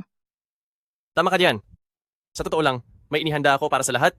Dahil pagkatapos ng lahat, ang ating mga kasuotan ay bahagi rin ng ating lakas bilang sekta. Opo. Ang isang ito naman ay regalo ko para sa iyo. Ito ay isang bihirang medikal na aklat. Matagal ko nang pinahanap ito kay maestro, pero wala kaming mahanap. Paanong napunta ito sa iyo, eldest senior brother? Nabili ko ito sa tulong ng kakilala ko. Naisip ko kasing makakatulong ito sa iyo. Oo, sobrang makakatulong ito. Salamat, eldest senior brother.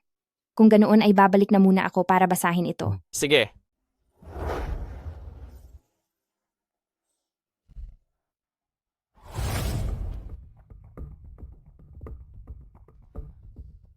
Wow! Ang ganda at mukhang formal ng bulwagang ito. Ang mga sektang ito, parang lahat sila ay napakalalakas. Tila ba lahat ng mga tanyag na sekta sa buong bansa ay narito na? Ang Qingyun sect na nasa unang pwesto, ang Cixing sect na nasa ikatlo, at ang ating bunsong disipulo na ang hamon ay ang sekte ng Sanqing na nasa ikalawang pwesto. Nabalitaan ko na ang nangungunang disipulo ng sekte ng Sanqing ay makikipagtagisan sa medisina laban sa isang maliit na sekta. Hemp. Isa lang din iyan sa mga sektang hindi alam ang kanilang limitasyon. Hindi sila dapat pag-aksayahan ng oras. Narito na ang sekte ng Sanqing.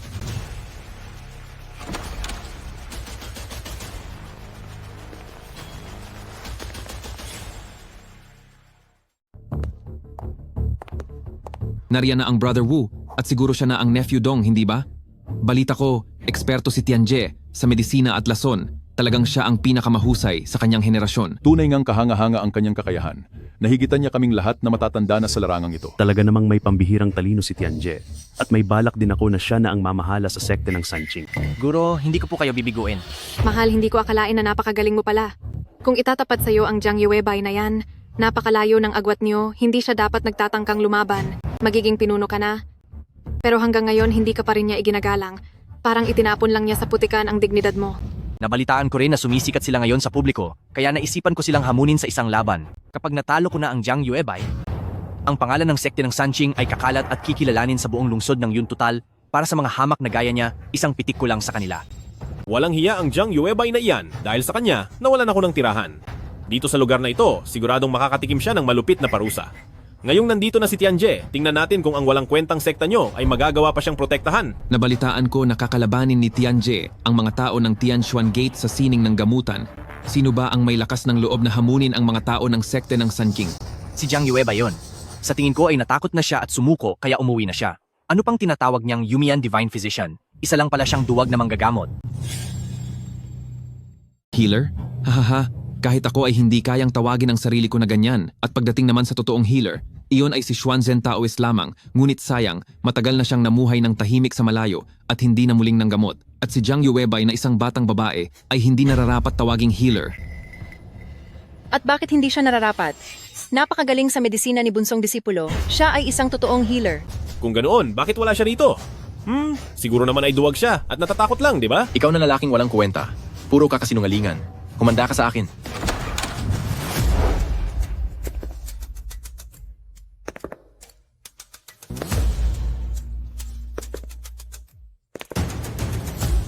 Sino ang nagsabing hindi ako darating? Bunsong disipulo. Bakit naman ako matatakot na pumunta rito? May iniligtas lang akong tao sa daan, kaya medyo nahuli lang ako ng dating. Sa tingin ko, natakot ka lang kaya naiihi ka na. Umuwi ka muna para magpalit ng pantalon, no? Sige, tumawa ka lang muna sa ngayon. Dahil kapag natapos na ang laban na ito, makikita natin kung sino ang kailangang tumakas sa kahihiyan, habang nagmamakaawa sa aking kapatid na patawarin siya. Tianjie, huwag mong dungisan ang dangal mo. Kami sa Sanqing Men ay palaging naninindigan gamit ang aming kakayahan, hindi na kailangang makipag-away sa mga walang silbi. Sige, ang suot mong damit? Gawa ba sa pinakamataas na uri ng telang sutla? Anong uri ng tela iyon? Hindi ba pareho lang ang mga suot natin? Huwag kang basta-basta magsalita. Ang ganda at ang magarbo ng suot mo, may mga gintong detalye pa ito at may pabango pa. Halatang mas mahal ito kaysa sa mga suot namin. Telang sutla, isang sukat pa lang nito ay mahigit $100,000 na. At ginamit lang niya ito para gumawa ng damit. Sabi nila ang Tianshuan Men ay isang maliit at mahirap lang na grupo. Bakit tila ang yaman nila? Jiang Yuebay, gusto mong nagpapasikat? Pagbibigyan kita para magpasikat ng todo. Haay, wala namang reputasyon ang grupo niyo, kaya idinadaan na lang ninyo sa porma ng damit. Sa tingin ko ang damit na yan ay maaaring inubos ang lahat ng iyong ipon para mabili lang. Ang ganyang uri ng damit, Ang kapatid ko ay marami pang nakatambak na sapat ng punuin ang buong lawa. Mahal ko, tingnan mo itong si Jiang Yuebay napakayabang. Bilisan mo na at hamunin mo na siya. Jiang Yuebay, magsisimula na ang laban. May oras ka pa para sumuko ngayon. Ibigay mo na ang lahat ng kaya mo. Sabihin mo, ano ang gusto mong paligsahan? Sa usapang galing sa paggamot, ang tapatan syempre ay sa pagliligtas ng buhay. Siguradong alam mo rin ito? Hindi lang tayong dalawa ang maglalaban ngayon. Bukod sa atin, may iba pang mga grupo ang magpapaligsahan. Ang mga grupong nandito, lahat sila ay nandito para makamit ang titulong pinakamagaling na manggagamot sa mundo. Sinasabi nilang pagtitipon lang ito, pakinggan mo, mukhang formal. Pero ang totoo, sa likod nito, nagkakandara pa ang lahat na mapunta sa tuktok. Mabuti naman, at may alam ka pala. Itutuloy pa ba natin? Hindi ko pa narinig kailanman na ang grupo natin ay sumali sa ganitong uri ng kompetisyon dati. Laging mapagkumbaba si Master, hindi niya habol ang mga ganitong karangalan, kaya hindi pa siya sumali kailanman. Huwag na kayong magpanggap na magaling. Kayong lahat ay isa lamang pangkat ng mga walang kwentang tauhan na pinulot lang ng isang manggagamot na walang pangalan. Ang mga doktor na galing sa maliit na grupo na gaya ninyo, dito sa aming sekte ng Sanching, kahit ang pinakamababang estudyante namin, ay kayang-kaya kayong talunin. Anong karapatan mong siraan ng master ko? Noong nagsisimula pa ang master ko sa medisina, napakarami na niyang nailigtas na buhay. Sadyang ayaw lang niyang makipag-agawan sa katanyagan, kaya pinili niyang manahimik at magtago. Pero bakit pagdating sa iyo, manggagamot lang siya sa kanto? Honey, huwag mo na silang sayangin ng laway. Simulan mo na ang pakikipagtuos sa kanya. Ipakita mo sa kanya kung gaano kakagaling. Sige, ang gawa ang nagpapatunay ng katotohanan. Sabihin mo na, gusto mo bang subukin ang kaalaman sa gamot o ang galing sa pag-aacupuncture? Siyempre doon tayo sa mas kitang-kita, doon tayo sa resulta ng panggagamot.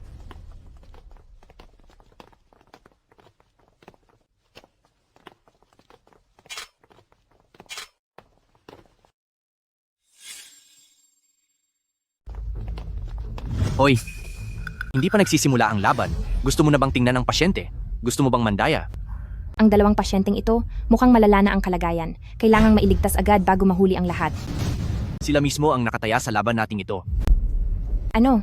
Pinaghirapan ko na mahanap ang mga taong ito. Mga pasyente sila na kahit ang mga eksperto sa mga malalaking ospital ay hindi sila magaling. Gagamitin natin sila bilang pusta. Kung sino ang makakapagpagaling sa kanila, siya ang panalo. Bakit? Jiang Yuebay, hindi mo ba kayang gawin? Bakit hindi ko kakayanin? Ang akin lang, bilang isang manggagamot, hindi dapat natin nilalaro ang kapakanan ng tao. Anong problema doon? May malalang sakit na naman talaga sila. At ang mabigyan ng pagkakataon na mapasama sa kompetisyon ng sekta ay isa ng malaking swerte para sa kanila. Isa pa, pagkakataon na nilang gumaling, isang magandang bagay iyon para sa kanila. Jiang Yuebay, ito ang napagkasunduan ng lahat ng ating mga pinuno. Ngayon, kinu-question mo na ba ang buong mundo ng medisina? Hindi iyan ang ibig kong sabihin. Ang gusto ko lang. Tama na ang daldal. Sabihin mo na, itutuloy mo pa ba ang laban o hindi? Itutuloy ko. Magsimula na tayo agad, kundi ay wala nang maiaabutan sa kanila. Kailangan na nating magsimula bago pa mahuli ang lahat.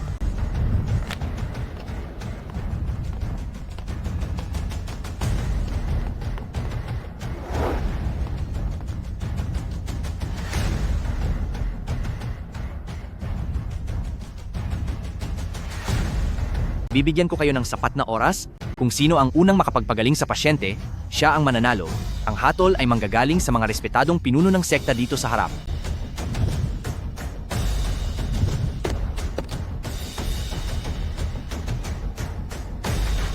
Ito ang ginawa mismo ng sekte ng Sanching na Jinchuang Yao at Qing Shui na mga karayom. Lahat ng ito ay mga kayamanang hinahangad ng mga batang doktor. Mukhang may itinatagong galing ang isang ito. Gumamit na naman siya ng set ng gintong karayom.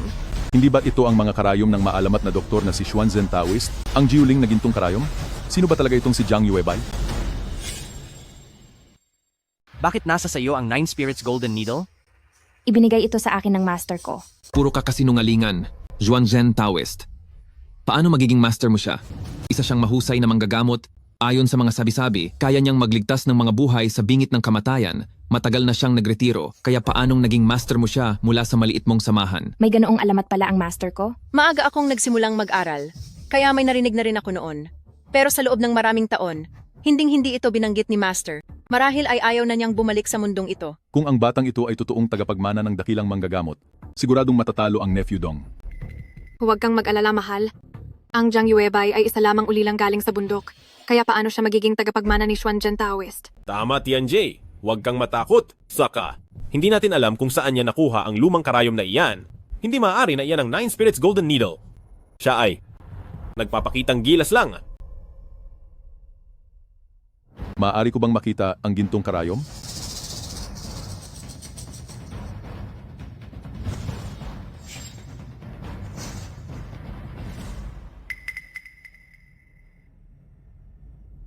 Kahit nakamukha ito ng Nine Spirits Golden Needle, ang dulo ng karayom na ito ay walang simbolo ng siyam na espiritu. Ito ay peke.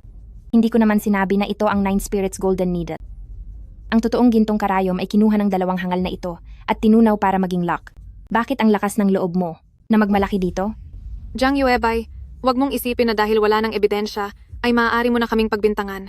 Kahit na ikaw pa si Yumian Divine Physician, hindi mo deserve ang ganyang kayamanan. Siguradong natatakot ka lang mapahiya kapag natalo, kaya ka nagpapatagal ng oras. Bunsong disipulo, humihina na ang paghinga ng pasyente.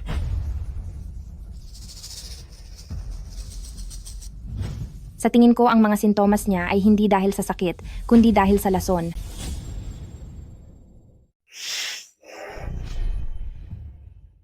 Sa hitsura ng pag-check mo ng pulso, talaga namang may aura ka ng isang mahusay na manggagamot.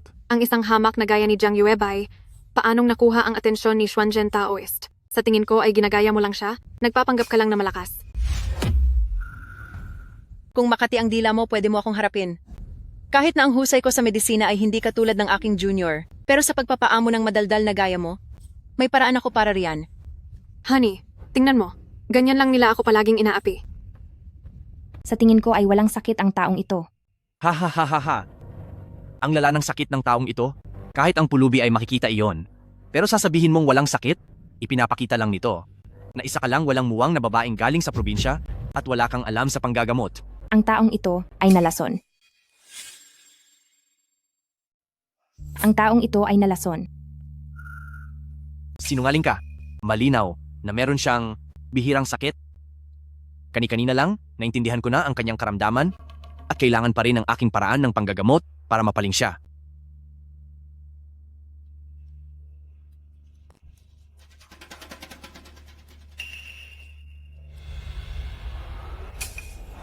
Sino? Eldest senior brother, bakit mo hinawakan ang patalim gamit ang iyong kamay? Nasugatan ka na.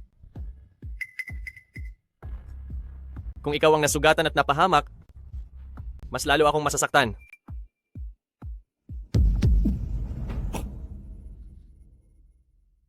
Naku, wala na siyang pulso.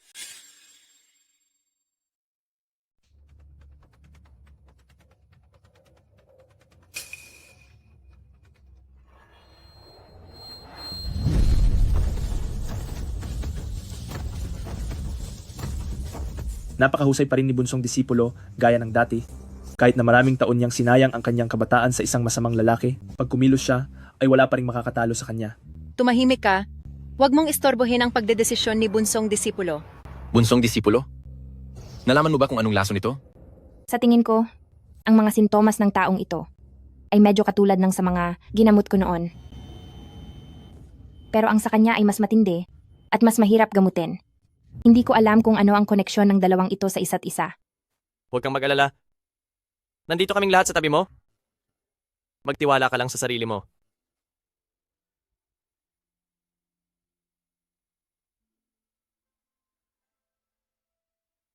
Malapit nang maubos ang oras. Sandali, nakahanap na ako ng paraan. Mapapagaling ko na siya agad. Ang husay talaga ni sekte ng Sanqing. Sa tingin ko naman ang Tiangshuan Gate na iyon ay grupo lang ng mga manloloko. Napagaling ko na ang taong ito. Magaling na ako. Magaling na ako. Paano mo siya nagamot? Ang nakababata kong kapatid sa sekta ay hinding-hindi man loloko sa panggagamot. Kapag sinabi niyang magaling na talaga. Tsaka ang pasyenteng ito ay namumulang mga pisngi. Ang paghinga niya ay maayos at malakas. Bulag ka ba para hindi mo man lang iyan makita? O baka naman kayo sa sekte ng Sanqing ay hindi marunong tumanggap ng pagkatalo? Oo nga, ang Jiang Yuebay ang unang nagpagaling sa pasyente, talo na ang sekte ng Sanqing. Lumalabas na ang sekte ng Sanqing ay hindi man lang tatalo sa isang maliit na sekta. Tianjie, huwag kang walang galang. Kung magaling na ba siya, ay hindi lang dapat sa sinasabi mo manggaling, kailangan itong ibatay sa katotohanan. Sect Leader Wu, Pinapayuhan kita na huwag kukuha ng mga walang kakayahan at mayabang na lalaki sa inyong pamilya. Dahil kung hindi, kayo sa sekte ng Sanching ay mapapahiya lang sa harap ng maraming tao. Sa tingin niyo may kakayahan na si Jiang Yuebay? Nagpanggap pa siyang magaling na doktor? Tingin ko ay kung saan-saan lang siya nagtuturok ng karayom? Tsamba lang ang lahat ng iyon. Kung hindi, paanong posibleng hindi mo man lang alam ang sanhi ng sakit pero napagaling mo ang karamdaman niya? At isa pa, nandito lang siya para pahirapan ako at pag-initan ako. Oh. Sinong may lakas ng loob na kalabanin ng disipulo ni sekte ng Sanching? Dahil pabaya siyang asawa ni brother, hindi siya matino noong kasal pa sila. At palipat-lipat sa kung sino-sinong lalaki. Tama iyon. At ang aking brother, ang dahilan kung bakit siya nakipagdiborsyo. Gusto pa niya kaming paghigantihan. At nang ipagtanggol ako ng asawa ko, pati siya ay pinag-initan na rin. Hahaha. Brother? Tunay bang brother? O may ibang ugnayan kayo? Dong Tianjie, hindi mo pa ba alam? Ang Wen Ruo na ito at si Wen Yang ay laging magkadikit at nagyayakapan. Hindi sila tunay na magkapatid. Bukod pa roon, ang dinadala sa sinapupunan ni Wen Ruo ay baka hindi sa'yo. Walang hiya ka. Sinasabi ko na nga ba na kayong magkapatid ay may hindi magandang relasyon? Magsalita ka, nagawa mo ba akong pagtaksilan? Mahal ko, huwag kang maniniwala sa kanya. Sinisiraan lang niya tayo. Bitiwan mo ako. Hindi na ako makahinga. Tianjie, huwag kang masyadong emosyonal. Kahit ano pa ang mangyari, hindi mo dapat saktan si Ruo. Dong Tianjie, masyadong malabo ang paningin mo sa sitwasyon. Isipin mo ng mabuti. Mula nang ikasal kayo ni Wen Ruo ng maraming taon. Ilang beses na ba silang nagkayap ni Wen Yang? Gaano na ba kadalas ang kanilang paglalambingan? Noong muntik na akong mawalan ng anak, ang inalala lang ni Wen Yang ay ang pagkabanli ng kamay niya sa mainit na tubig. Walang hiya kang babae. Nagawa mo pang magtaksil sa mismong harap ko. Mabuti pang gamitin ko ang masamang babaeng ito at ang bata sa kanyang sinapupunan para pagbayarin si Jiang Yuebay. Sa ganitong paraan ay mapapaalis na natin ang babaeng iyan at mapapaniwala natin ang lahat na wala siyang alam sa panggagamot. Isang bala, 2 ibon. Mahal, naniniwala ka ba sa ibang tao kaysa sa akin? Pasensya na, mahal ko. Naging padalos-dalos lang ako. Mahal, ang sakit ng tiyan ko. Jiang Yuebay. Hindi maganda ang pintig niya. Jiang Yuebay, wala akong gaanong alam sa medisina ng babae. Pwede mo bang tulungan si Wen Ruo? Kapag naisalba mo ang bata, tatanggapin ko ang aking pagkatalo.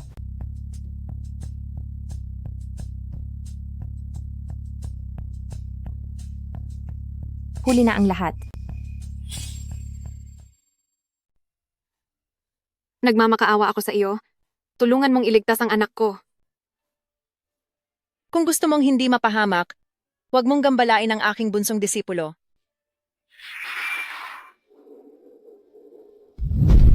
Mawawala na ang bata, pero magagawa kong iligtas ka. Kuya, wala na ba ako? Ruo, walang masamang mangyayari. Magtiwala ka kay kuya, sisiguraduhin ni kuya na magpapatuloy ang buhay mo. Jiang Yuebay, kailangan mong siguraduhin na maliligtas si Ruo. Tumahimik ka. Sinabi ko na, huwag mong gambalain ang aking bunsong disipulo. Jiang Yuebay, napakasama mong babae. Ang aming Wen Ruo ay hindi nagkaroon ng ganoong kabilis na makakaubos ng buhay na sakit. Ako ang kanyang asawa at alam ko higit kanino man na mayroon lamang siyang ilang maliit na sakit na mahirap gamutin. Hindi ko akalain dahil lang sa galit ng ating mga pamilya ay mawawalan ka ng konsensya sa isang bata? Ako. Ang taong katulad mo, kahit na may alam sa medisina, ay wala namang dangal at hindi karapat-dapat namang gamot. Ang isang gaya mo ay dapat lamang bawiin ang iyong lisensya bilang doktor. Sinasabi ko na nga ba si Dong Tianjie, kahit napakagaling niya sa panggagamot, bakit kailangan niya pang ipaubaya ang sariling asawa sa iba? Itong si Jiang Yuebay, isa talaga siyang masamang babae. Kahit na hindi pa naisilang ang bata, buhay pa rin iyon. Dahil sa pansariling galit, ay hinayaan mong mawala ang isang bata. Jiang Yuebay, hindi ka karapat-dapat manggamot. Tama, hindi siya karapat-dapat. Hindi karapat-dapat, hindi karapat-dapat. Tumahimik ang lahat.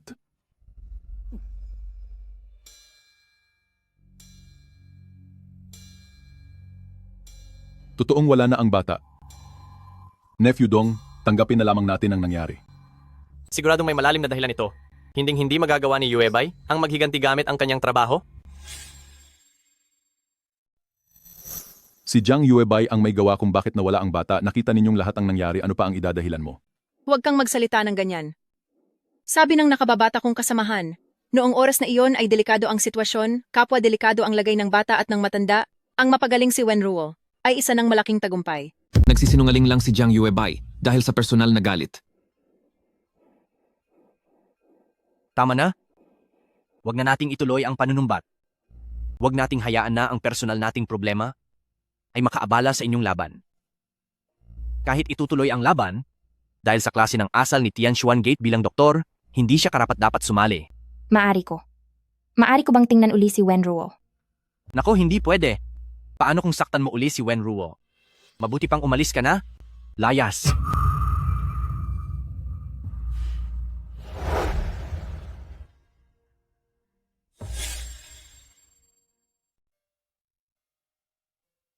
Hello?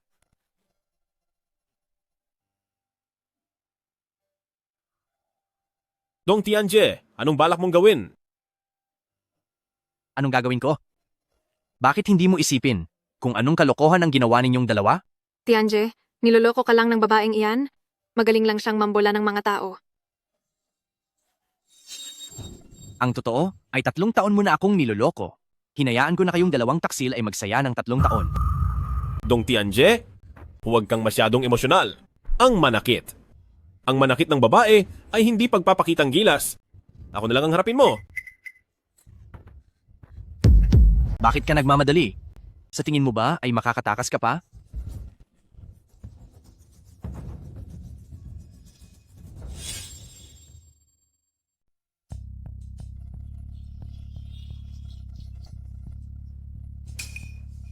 Anong nilagay mo? Ito ang nakakalasong kemikal ng sekte ng Sanqing, ang Shigu.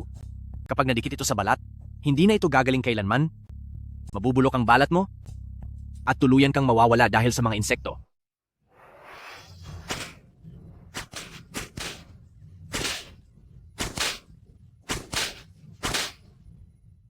Dong Tianje, hindi ko akala na kayong mga taga-sekte ng Sanqing ay mayroong ganyan kasamang lason.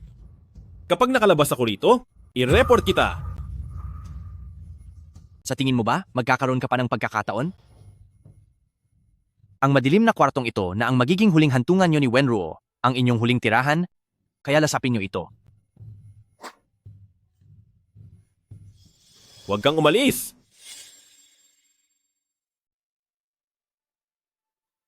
Hindi kaya. Ako talaga ang dahilan kung bakit nawala ang bata ni Wenruo.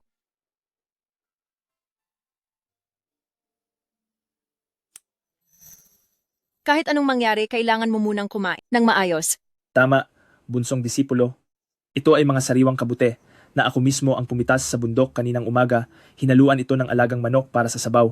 Napakasarap nito. Heto. Engot, akala mo ba ay pagkakataon mo na? Tingnan mo muna kung sinong nandito.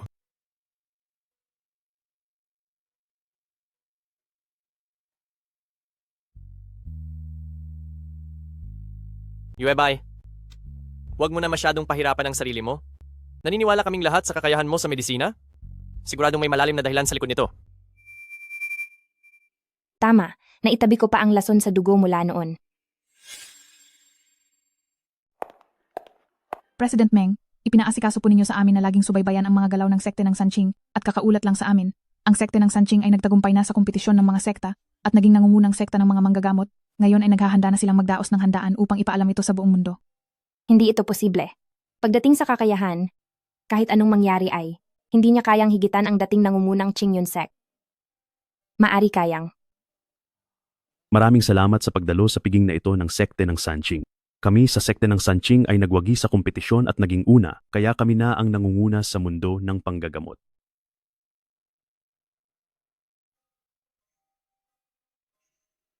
Gagamitin ko rin ang espesyal na araw na ito upang may i-anunsyo. Ipinahahayag ko na ang susunod na pinuno ng sekte ng Sanqing ay si Dong. Hindi karapat-dapat ang sekte ng Sanqing na maging pinakamahusay na sekta ng panggagamot sa buong mundo. Hindi ba ito ang lumahok sa paligsahan ng mga sekta? pero dahil sa kawalan ng dangal sa pagtuturo ay pinalayas mula sa kompetisyon si Tianchuan Gate. Paano pa sila nagkaroon ng lakas ng loob na magpakita pa rito? Acupuncture point sa boses. Kung hindi mo alam kung paano magsalita ng maayos, tutulungan kitang tumahimik. Kayo na ang humusga. Kung tama ba ito? Na dahil lang ba sa nagsasabi kami ng katotohanan, ay kailangan na kaming saktan? Kayo talaga ang nagsisilbing cancer sa ating larangan ng medisina. Nagpunta kami rito, hindi para makipag-away, sa walang kabuluhang, pakikipagtalo. Ang inyong sekte ng Sanqing ay hindi karapat-dapat na tanghalin bilang pinakamagaling na sekta ng mga manggagamot sa buong mundo. Tunay at lehitimo ang aming katayuan, kami ang nanguna dahil sa tunay na labanan, kung hindi kami ang una, ikaw ba? Sa iyong masamang asal, ikaw na pinalayas ay magiging una? Tama. Ni hindi ka na nga pinanagot ng senior brother nang mawala ang kaniyang anak dahil sa iyo, tapos ikaw pa ang may ganang magmayabang. Hay, bakit mo pa kailangang makipag-usap sa mga walang silbing gaya nila? Walang silbi? Kayo ang mga iyon sa sekte ng Sanqing. Ikaw, Dong Tianjie, ang siyang lumason sa kanila. Pagkatapos ay nagkunwari kang may sakit sila at matapos silang gamutin sa lason, sinabi mong napagaling mo sila, kaya ka lang naging numero 1. Hoy, huwag kang magsalita ng kung ano-ano. Kung talagang magaling ka, maglabas ka ng ebidensya. Kapag wala kang ebidensya, sinisiraan mo lang ako. Ebidensya? Ito ay nakuha ko mula sa mga sample ng dugo ng pasyente noon na dinala ko sa pamilyang Shu sa unang ospital ng lungsod ng yun para isailalim sa blood test. Ayon sa report, may mga lason sa loob ng dugo nila. Habang ginagamot ko si Wen Ruo, napansin ko sa kanyang pulso ang isang kakaibang marka. Kaya naman ikaw ang naglason at dahilan kung bakit nawala ang anak ni Wen Ruo. At muntik mo pang mailagay sa panganib ang buhay niya. Sobra palang sama nitong si Dong Tianjie na pati ang sarili niyang asawa at anak ay nagawa niyang gawan ng masama. Huwag kang magsalita ng tapos. Paano naman magagawa ng aming kapatid na saktan ang sarili niyang asawa? Siguradong ikaw ang naglagay ng lason. Kailangan ko pa bang paalalahanan kayo? Noong unang yugto pa lang, ay napaalis na ako dahil sa plano ni Dong Tianjie. Wala man lang akong pagkakataon na malapitan ang mga sumunod na pasyente at lahat ng mga pasyenteng iyon ay may pare-parehong sintomas na nagpapatunay na nilason silang lahat. Pero hindi mo pa rin pwedeng sabihin na ang kapatid ko ang may gawa niyan. Posibleng inunahan mo na sila. Dati na akong nakatagpo ng pasyenteng biktima ng katulad na lason at huli na ang may sala, ito ay si Wen Ruo at ikaw pa ang nagligtas sa kanya, Dong Tianjie. Nakita ko rin si Dong Tianjie ng araw na iyon na nilalason si Wen Ruo. Akala ko ay nanggagamot siya, hindi ko akalaing ganoon pala siya kasama. Kaya itong si sekte ng Sanqing ay walang karapatang maging numero 1. Kaming mga kilalang pamilya ay hindi man lang napansin ang katotohanan. Dapat si Tianchuan Gate ang hiranging una. Sa anong dahilan? Wala naman siyang ebidensya, tapos naniniwala agad kayo sa kwento lang niya? Dahil sa sobrang pagdepende mo sa lasong iyon, siguradong daladala mo iyon palagi para ipagyabang ang galing mo.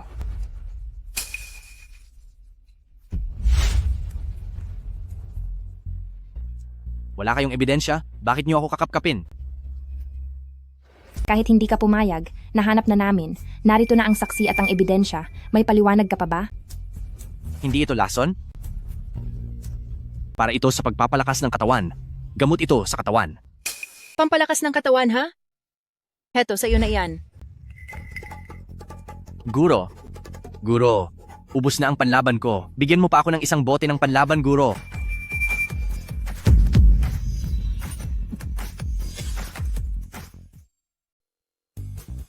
Sa mga sintomas ng mga pasyenteng iyon ay kaparehong-kapareho talaga. Itong si Dong Tianjie, ang tunay na salarin sa likod nito. Tapos na. Tapos na ang lahat. Ayon sa batas ng samahan ng mga manggagamot, parusahan siya ng husto at itapon sa labas. Alis.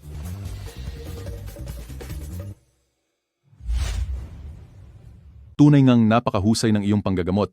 Karapat-dapat kang tawaging pinakamagaling na doktor sa panahong ito. Kaya itong binigay na medalyon ng panggagamot ay ipagkakatiwala ko sa iyo. Senior brother, gusto mo rin bang tingnan? Ang gusto ko sanang itanong, Miraculous Dr. Jiang, kung maaari mo akong pagbigyan na maging boyfriend mo? Oo, payag ako.